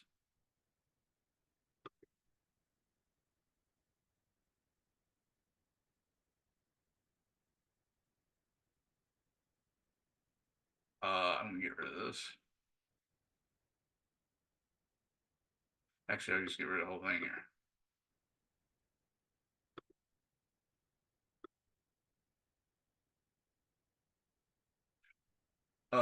This is where your syllabus will be, by the way. I have your syllabus essentially finished. I've got to make a few changes. It'll be up here. These ones that are up here right now are not the correct ones. That's why I'm unpublishing them. But this will be where it is in the helpful documents and links. When we get to the electricity and magnetism portion of this course, this week 0 stuff down here will become handy. Until now, though, you should make sure you know how to do sig figs and scientific notation and unit and dimension analysis. So that's just old stuff you're supposed to know from the 241 course. So here's a YouTube video on it. You should know how to add vectors by drawing. You should know how to subtract vectors by drawing. There's 2 videos on that, and you should know how to use algebraic and mathematical trig function processes to add vectors. And right here is obviously, it says it right there, it's clearly the world's greatest vector addition problem, not unlike the world's greatest cup of coffee that Elf discovered in the movie Elf. See, my whole life revolves around poopy jokes and pee-pee jokes and kids movies, which, by the way, that's one of my favorite movies. Elf is. Christmas Vacation, Elf, Despicable Me, Train Spotting. That's a horrible, nasty movie, but I liked it.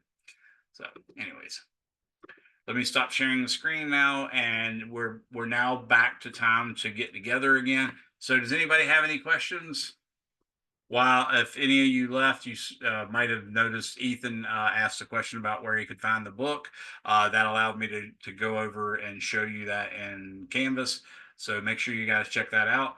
I'm going to go ahead and start into the next section of chapter 17, which is basically section 17.2.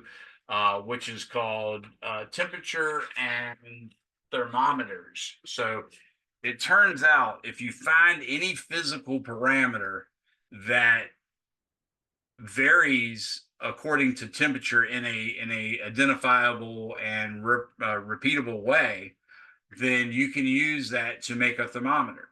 So, for instance, one of the first things that was discovered is that just like the atomic theory of matter told us, when you heat something up, the average distance between the atoms is going to increase.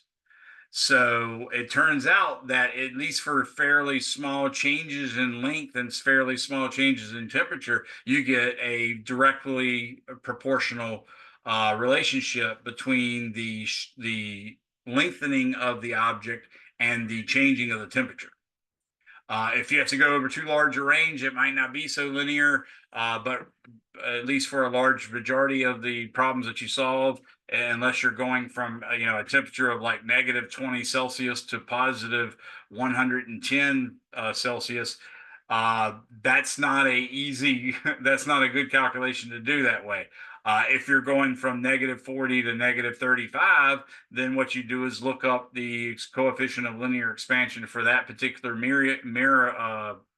for that particular substance. Material is the word I was going for. And then you specifically look for this rate of change of that constant basically for a temperature close to -40 degrees Celsius.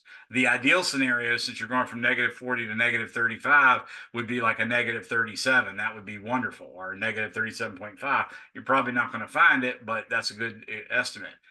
If you were to actually have to go from -40 all the way up to positive 110, what you do is find the lowest one closest to 40 that you can, to -40 that you can, and you use that to go a distance of maybe up to -10.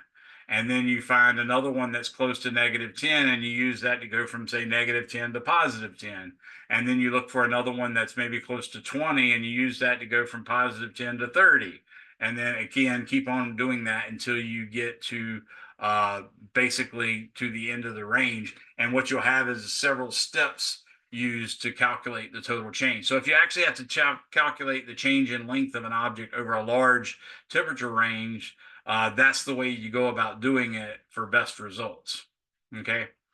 Ideally, you could do the experiment yourself and just find out what that material does, and you'd know exactly how it behaves. And if that's the material you're always going to use, maybe you're in a corporation that makes particular cogs that are always made of the same material and always range between the same temperatures. You just have to do one experiment. You don't even have to do the calculation. You just do the experiment, do it 1,000 times, make sure you know the mean, standard deviation, standard error, and you've got it set. Does that make sense to everyone? So yeah, the changing of length is one. The changing of volume is another. So not only will the length of a linear object change with an increase in temperature, it'll actually increase in length, but the actual volume of a volume will increase if you increase the temperature. So you can use that as well. And that's what a lot of thermometers that we're used to, at least as children, the mercury and the alcohol thermometers that we use, that's what they use. So they add basically a tube of glass with a thin, very, very narrow hole down the middle of the tube of glass, and a little puddle or a bubble, if you will, that holds the lion's share of the alcohol or the mercury or whatever. You pour that into that little bubble, and then you ideally use a vacuum pump to suck out any of the air above it, so there's nothing forcing the or trying to keep the alcohol or mercury from coming up, and you cap off the glass. And then what happens is you take that bulb end of the thermometer and you put it in something of a fixed temperature. And if that temperature is higher than the temperature that the mercury was at or that the alcohol was at, then the volume expansion will make a linear expansion of the material, and the alcohol or the mercury will climb up the individual thermometer. At the point where you finished it, you've capped it off, you've got the air out, you've got either the alcohol or the mercury in it. What you have there is a thermoscope. Once you calibrate it, it goes from being a thermoscope to a thermometer. And the way you might calibrate it would be, say, find something that can maintain a fixed temperature and stick it in that, and specifically a fixed known temperature. So what you might do is, maybe you've heard, for instance, that there's something called the triple point of water, and that actually occurs at exactly 1 atmosphere of pressure at 0.1 degrees Celsius. And at that point, you have water in the liquid phase as a vapor over top of the gas, as a vapor in the gas phase over top of the liquid. You have water in the liquid phase, and then you have little chunks of ice in it as well. That's the only pressure temperature combination at which you can get what's called the triple point of water, and it has a very specific temperature. So if you set up water at its triple point, it will maintain that triple point temperature the whole time. So all you have to do is take your thermometer, your thermoscope, and dip the end of it into the triple pointed water and wait for it to reach equilibrium with the thermometer. And you'll know that happens because either the column of mercury or alcohol, whichever you're using, will stop moving up or down, whichever way it was moving, and it'll come to rest. Once it comes to rest, what you're going to do is take that piece of glass thermometer and mark at the top of that mercury or alcohol level, and you'll call that 0.1 Celsius. Now, you could also do it at the freezing point of water, but that's a little harder to knock down, and in fact changes for a given pressure change. So if you're doing it at 1 atmosphere, yeah, you're going to get 0.0 degrees Celsius, and that's fine. But if the pressure changes a little bit, then the temperature will change a little bit. So it's a little less perfect to work with, but either way, it can work. So you could actually do it at 0 for the freezing point of water. You just got to make sure it's set at 0, and then you mark that on the glass, and that would be your 0 point. But that just gives you the 0 point. You're not completely calibrated yet. The next thing you have to do, and all this, by the way, is part of the discussion, what you'd read in your textbook, for instance. What you're next going to do is take water and put it to a boil. So you might have noticed that a lot of times recipes and stuff will tell you to take water and bring it to a boil. And you might wonder, why do they do that? Well, some things like solids are very hard to determine their temperature. Slabs of meat, for instance, are kind of hard to determine their temperature. In fact, even if you have a meat thermometer, you're going to, stab that in your chunk of meat, and it's going to give you the temperature of wherever that little probe stabbed in. But if you happen to stab it in a particular fatty area, that fatty area is more conductive than the actual muscle. And what you might find is that is a little bit higher temperature than what the meat is, because it's got a direct line to a slightly better temperature, and that can be conducted through the fat. Or you could have a thicker piece of meat, and deep in the center of that thickest piece of meat, the innermost part might be colder than the rest of it. So there's a lot of little nuances to determine the temperatures of solids. You can use an infrared thermometer, but that gives you the surface temperature. I want to know the temperature of the object. Well, guess what? You're going to have the temperature of the object. It has a surface temperature. It might even have a different surface temperature on one side than it has on the other. You're also going to have the temperature inside, but that might be a different temperature at 1 millimeter above the bottom, but an entirely different temperature at 2 millimeters above the bottom, and an entirely different temperature at 1 millimeter below the top, and an entirely different temperature at dead center, all that stuff. So all of that's really, really complicated. But one thing you can do is you can say, okay, well, I know for a fact if I'm going to eat ham, if I'm going to eat ham, I know that has the chance of making me deathly ill if it's not cooked properly. I don't remember the temperature, but I think it's 165 degrees Fahrenheit that you have to bring it to, or else it could possibly make you deathly ill. That being said, a lot of people eat it way rawer than that and don't die, but it's still a chance, so I don't mess with it. But if you wanted to do that, how are you going to make sure that that meat reaches that temperature, given all the stuff I just told you? Well, what you can do is you can take it and put it in a vat of water, and you bring that water to a boil.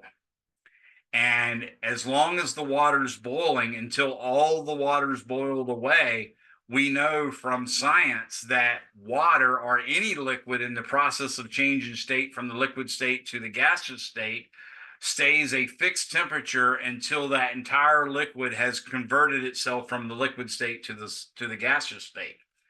Similarly, you could do it from going from the solid state to the liquid state. And in that case, it's going to maintain that same fixed temperature until all the solid becomes a liquid. So boiling water makes what we call a heat reservoir, where basically it's going to maintain a fixed temperature no matter how much heat you put into it or take out of it. So by taking a slab of ham, which is not necessarily the best way of cooking ham, but if you took a slab of ham and put it in water, that's called parboiling. You could actually boil it at 212 degrees Fahrenheit because that's the boiling point of water. And by locking it down at 212, you know that if you leave the meat in there long enough, and how long that is isn't that clear, but you know that if you leave it there long enough, the meat inside of the water will eventually reach a temperature of 212 unless you run out of water. Okay. So that's why we use the boiling point of water sometimes, because we know it's a fixed temperature of 100 degrees Celsius, so 212 Fahrenheit. So you can do that. And once you take the water and bring it up to 100 degrees Celsius, now we can take our thermoscope, which has the mark for 0 or 0.1 Celsius, and we can dip that bubble in the boiling water. And then we wait for it to reach equilibrium with the thermometer or the thermoscope. And what's going to happen is, since you just took it out of triple point water or freezing water, the level of the alcohol or the mercury is going to raise until it reaches equilibrium. It's going to slow down and then come to a stop at equilibrium. And then it's not going to change anymore because the temperature of the water can't change until all the water's boiled away. So when you see what that level is at equilibrium, you etch another mark on the glass and you write that down as 100 degrees Celsius. So now you can take the thermometer, which is now really a thermometer to some extent, and you can measure on the thermometer, say in centimeters or millimeters, the distance from the 0.0 Celsius or the 0.1 Celsius, whichever one you did. You can measure that distance from there to the 100.0 Celsius. And you're going to say, okay, well, in the Celsius scale, 0.0 to 100 is supposed to be 100 changes of 1 degree Celsius each.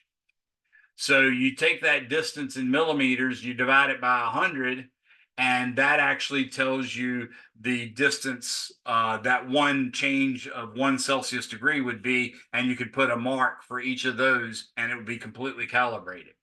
Now, you could also turn that thermometer around, and right in line with the 0 that you put, you could write 32 Fahrenheit and put another mark. That would be acceptable as well. And then up where you had the 100.0 Celsius mark, you could put 212 Fahrenheit for that one. And then you just say, oh, well, 212 minus 32 is 180. So you take that distance that you measured already in millimeters and you divide that by 180. And each distance from that bottom line, say, of that, you go up that little distance divided by 180, and that'd be the 32 degree mark. And then you'd go up another distance, that'd be the 34 degree mark, and so on and so forth. Now you have a full-blown thermometer instead of a thermoscope. Does that make sense, how you could make a thermometer out of a thermoscope? Now that one was using, the idea that a volume actually expands upon increasing temperature. But there's a lot of different physical parameters that change. For instance, one of the most common ones that we use is the idea that the resistance of a metal changes with temperature. And some metals, we know it really well. For instance, platinum, which is really hard to get it to corrode and stuff like that. So you can make a platinum chunk of metal, and whenever it changes temperature, you can run a current through it and use that current to determine what the resistance was, and then use some software that you wrote and some computer stuff that you have to actually determine what the temperature is based on that resistance. So in that case, you have a basically a thermistor or some kind of temperature measuring device based on resistance. That's exactly what went wrong with my dryer one day. It started, burning clothes and stuff smelled horrible and got it, the paint started to pull off and turn brown. And, you call someone to come fix it and they're going to charge you $75 or $150 to just show up. And then they're going to charge you 50, $60 an hour for labor. And then they're going to charge you for maybe for parts. Well, I was lucky enough to realize that's probably what's going on. I looked and I found all the individual thermocouples that they were using, or the thermistor type devices in the dryer. I found all of them. There was only 3 in my dryer, and each one was like $1. It was like $1 or $2, something like that. So I just bought them all and replaced them all, and it worked fine. And so instead of paying upwards of $200 to get a technician to fix it, I unplugged it. I took a ground and touched it to everything, because guess what? There's a lot of electronic devices that once you unplug them, they're still not safe. They can still kill you. So when you're doing that kind of stuff, you really need to know what you're talking about and know what you're doing. And one thing you can do to save yourself is go ahead and connect every part that you're going to touch to ground, and then that will make it safe. And then you just pull out the parts that need replacing, put them in, solder them back in place, put the thing back together, and boom, you're done. Okay. So that's some of the neat stuff that can come from this. There's a lot of different variables that do depend on temperature. So you can use all sorts of different things, and different companies and different corporations use different techniques. But 2 of them of now is linear expansion, volume expansion, and also resistance. Okay. So it helps us in doing this to actually know some temperature scales. So what I'm going to do is introduce you to some temperature scales, and then I'm going to tell you how to do some conversions and stuff of that sort. And we actually do a type of conversion that has been found by educational research, or what we call pedagogy, to be the best way to actually convert between, say, Celsius and Fahrenheit. I'm going to show you that way instead of just blindly plugging in a formula. But I highly recommend that you learn how to derive those formulas yourself, because that's another skill all by itself. So let's do share screen. I'm sharing it with my iPad. Now I'm clicking on my iPad, and it should bring up the same page we were just looking at. You'll notice that I added a red comment down at the bottom. So if you possibly want even more extra credit, instead of just having the length that I just calculated for a solid, and then the length that you just calculated for a liquid, and the length that you just calculated, but again for a gas, you could also say, well, how does that distance between atoms compare to the actual diameter of the atom? That would require you to look up a formula for calculating the diameter of a particular atom, given, for instance, its aluminum, and given, for instance, its temperature. And then you could say, what is L over D for each of those particular parameters? And that's something that's kind of interesting just to learn about nature in general. So I just added that. Again, it'll be written up in your module for week 1, probably by this weekend. So we're going to move on from that, and I'm going to introduce you to the temperatures scales that are commonly used. So first off, we know what Fahrenheit is. What I'm going to do is F-A-R-H. It might help if I remembered how to spell Fahrenheit. That would be sort of something cool, wouldn't it? I think I see it spelled somewhere. Yeah, there it is, F-A-H. So it is F-A-H. F-A-H-R-E-N-H-E-I-T.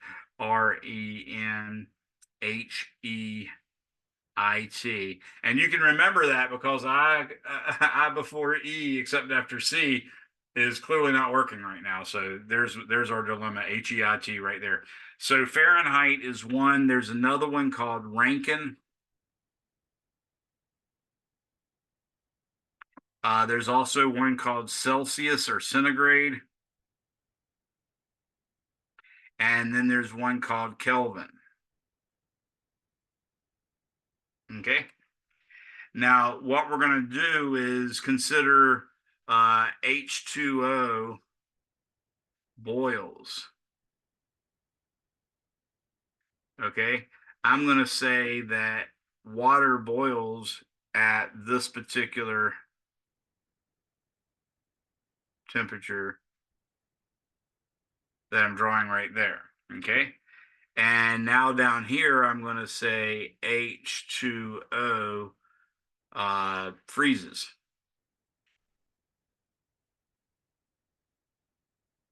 Okay, I'm going to say this particular value is going to happen right about here.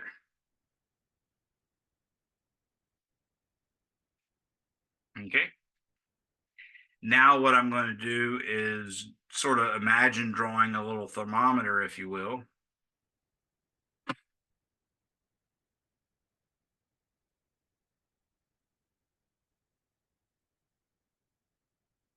Bring it all the way down to say here.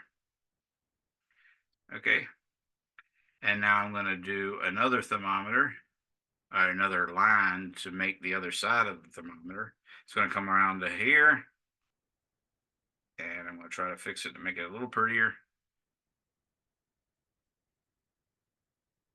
And that looks pretty good there. I'm going to do the same thing over here.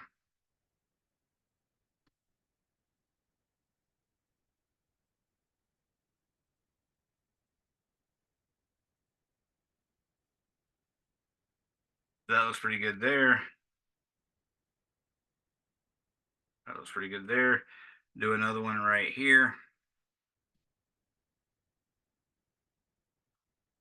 Do another one right here. And yeah, I really need to let my OCD stuff go, but I'm not there yet. I'm not quite there yet. Anybody know that song I just referenced there? Not quite there yet. Hobo Johnson is the hint. I think it's Hobo Johnson. Anyways.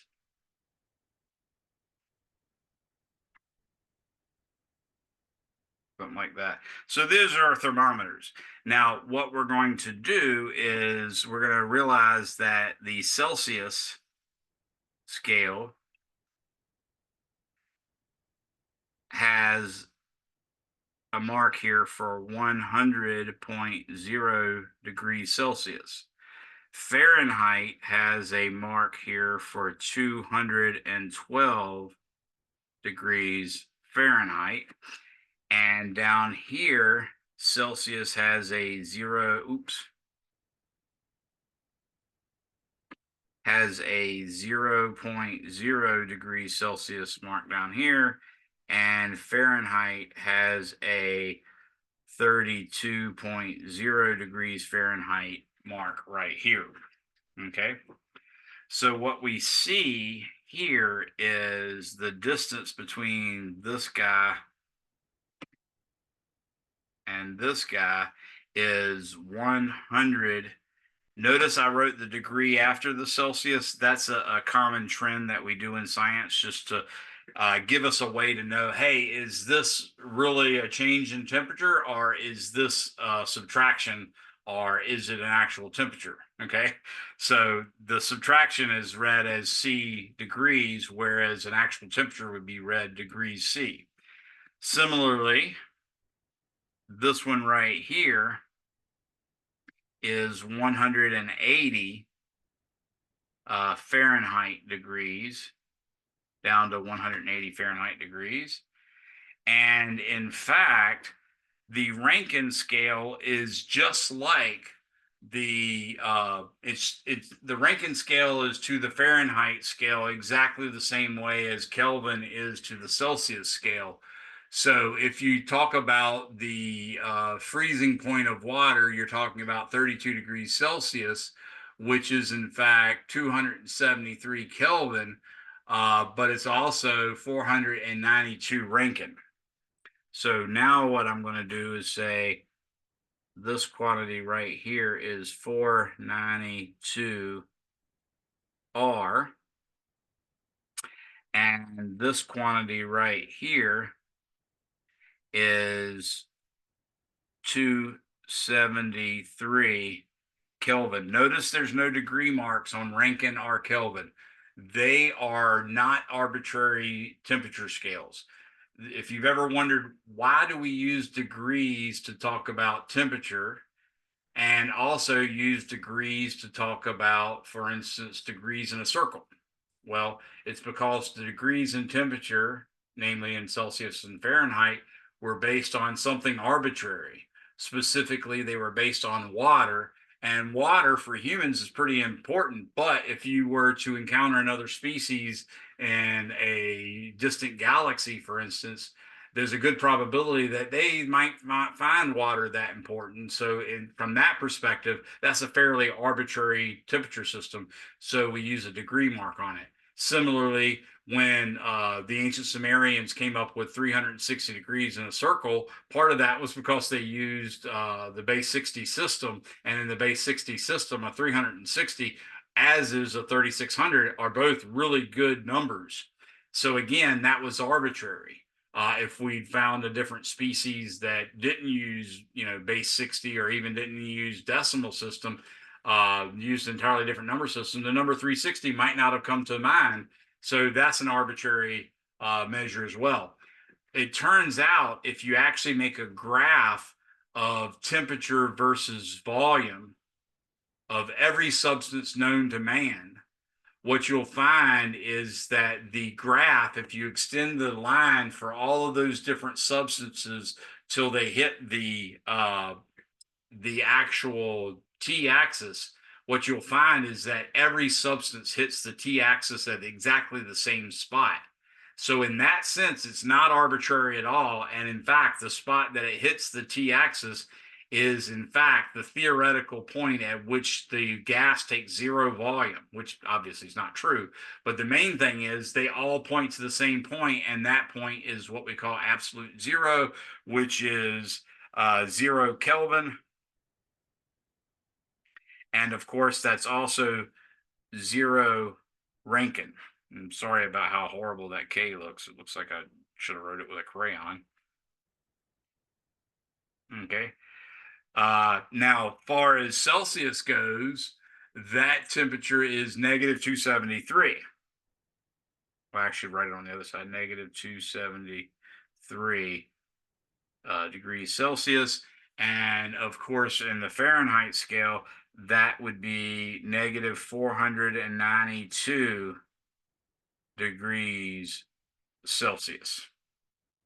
Okay. So that's where our different temperature systems came from. And in fact, this is 273 at 0, and this is 3. Oops.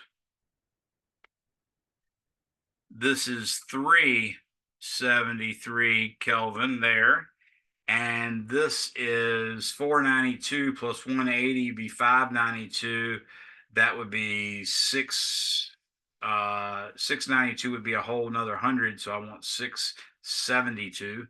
So this should be 672 Rankine there. And that's it, because again, there's 180 degrees between freezing and boiling, and there's 100 degrees between freezing and boiling in the Kelvin Celsius system. Okay. So that's the 4 temperature systems. I will tell you that we use Celsius a lot, but when we do the ideal gas law, we can only use Kelvin. So this one, only Kelvin can be used in the PV equals nRT ideal gas law. Okay.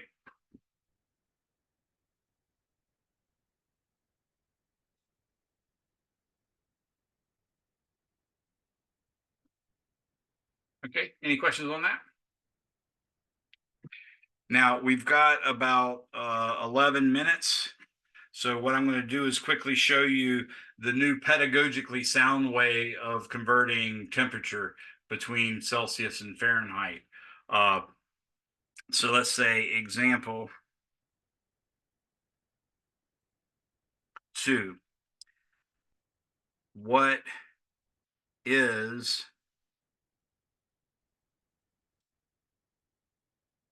30.0 degrees Celsius in degrees Fahrenheit. Okay. So that's a typical example. I'd ask you to convert between Celsius and convert that to Fahrenheit.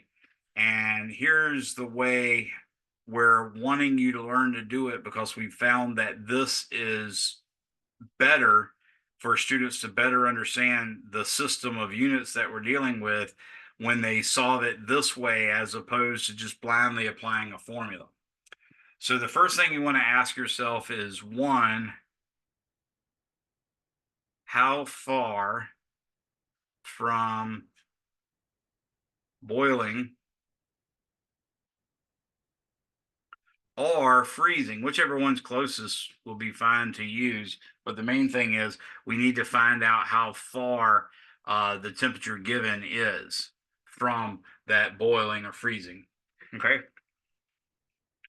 So in this case, we're going to say 30.0 degrees Celsius minus 0.00 degrees Celsius equals 30.0 Celsius degrees. So that's how far 30 degrees Celsius is from freezing in this case. Now, I could have done the boiling one, but I would have got an answer of like 70, and that's a much bigger number to work with. I don't really care for that. Now, two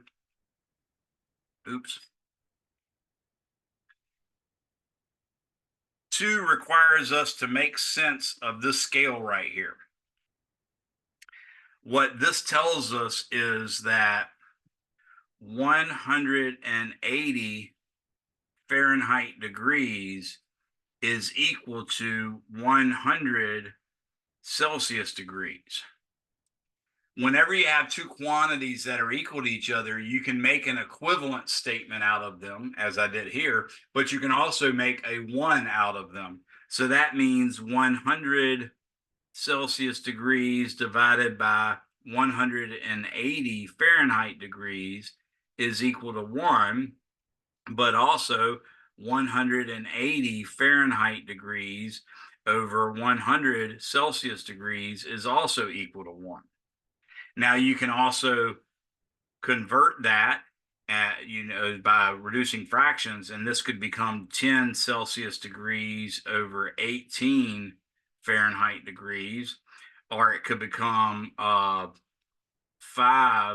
Celsius degrees over 9 Fahrenheit degrees.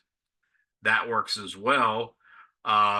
This one could become sort of the same stuff. It could be 18 Fahrenheit degrees over 10 Celsius degrees. It could be 9 Fahrenheit over 5 Celsius degrees. It could even be 1.8 Fahrenheit degrees for 1 Celsius degree. So that's all helpful. And once we have the temperature in terms of the distance from freezing or boiling, we can use these fractions to convert them. So now I want to say, how far is that?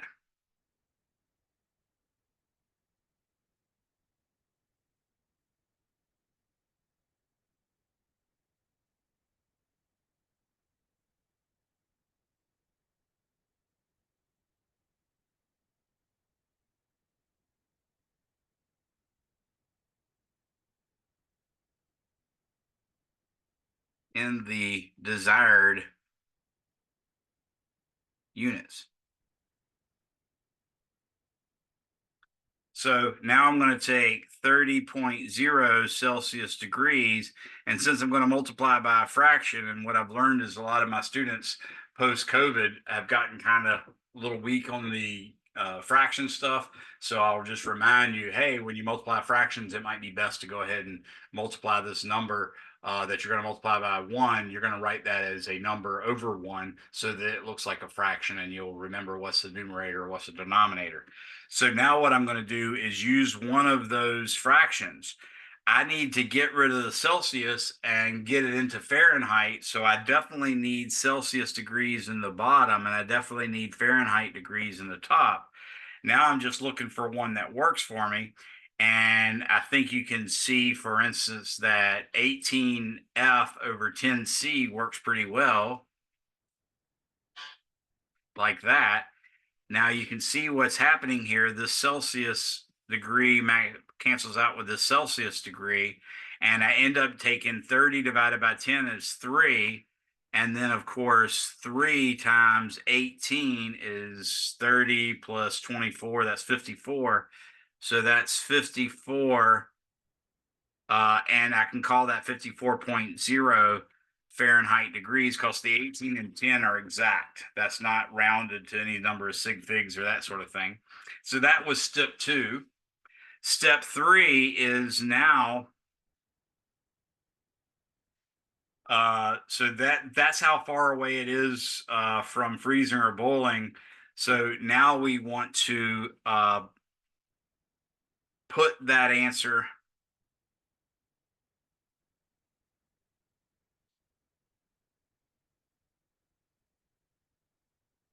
at the correct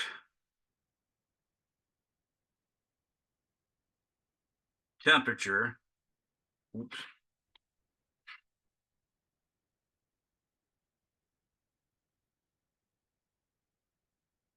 By using the temperature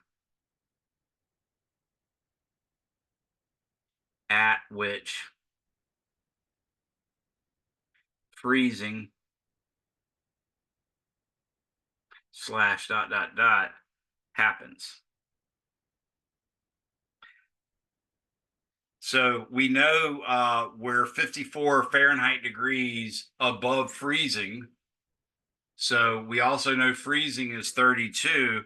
So the final temperature, T in degrees Fahrenheit, would be 54.0 Fahrenheit degrees plus 32 degrees Fahrenheit. This gives you 86.0 degrees Fahrenheit, and that's your right answer. Okay, now the work is the same if you're going from Celsius to Fahrenheit or from Fahrenheit to Celsius. You still ask the same 3 questions, only it works a little differently. So I'm gonna, in this 2 minutes I've got left, I'm gonna try to do example 3. What I would like to know is what is 68.0 degrees Fahrenheit in degrees Celsius. Okay. So again, number 1, I'm asking the same question.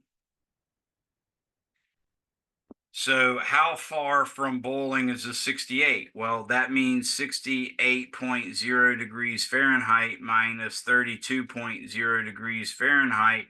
That's going to give me 36.0 Fahrenheit degrees. So I've got that part. Part 2, how far from freezing or boiling is that in the desired units? So in this case, I'm going to take 36.0 Fahrenheit degrees. I'm going to write it over 1, and then I'm going to multiply it by 1. In this case, the Fahrenheit degree goes in the bottom and the Celsius degree goes in top. I'm going to use the same ones I had because I know 18 goes into 36 really nicely. Okay, so 36 divided by 18 is 2, and then 2 times 10 is 20. So this gives me 20.0 Celsius degrees. Now, part 3 is put that answer at the correct temperature using the fact that, and I left off a cross on my T, using the fact of what the actual freezing point of water is. So what we know is 20 degrees Celsius, 20 Celsius degrees is 20 Celsius degrees above freezing.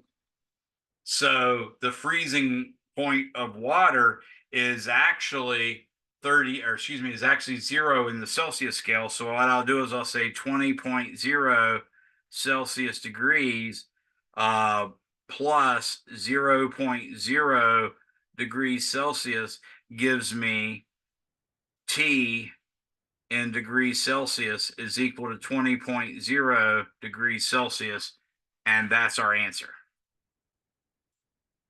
Okay.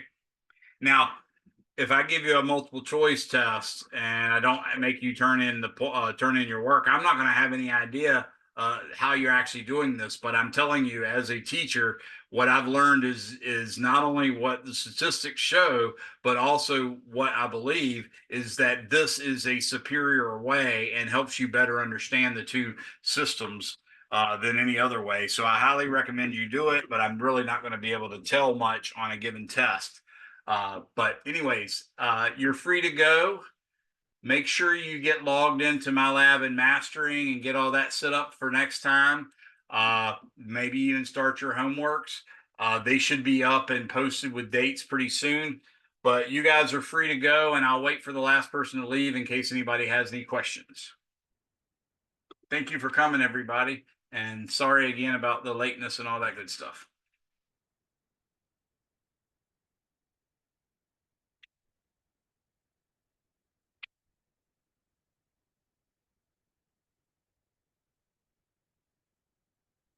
And that looks like it.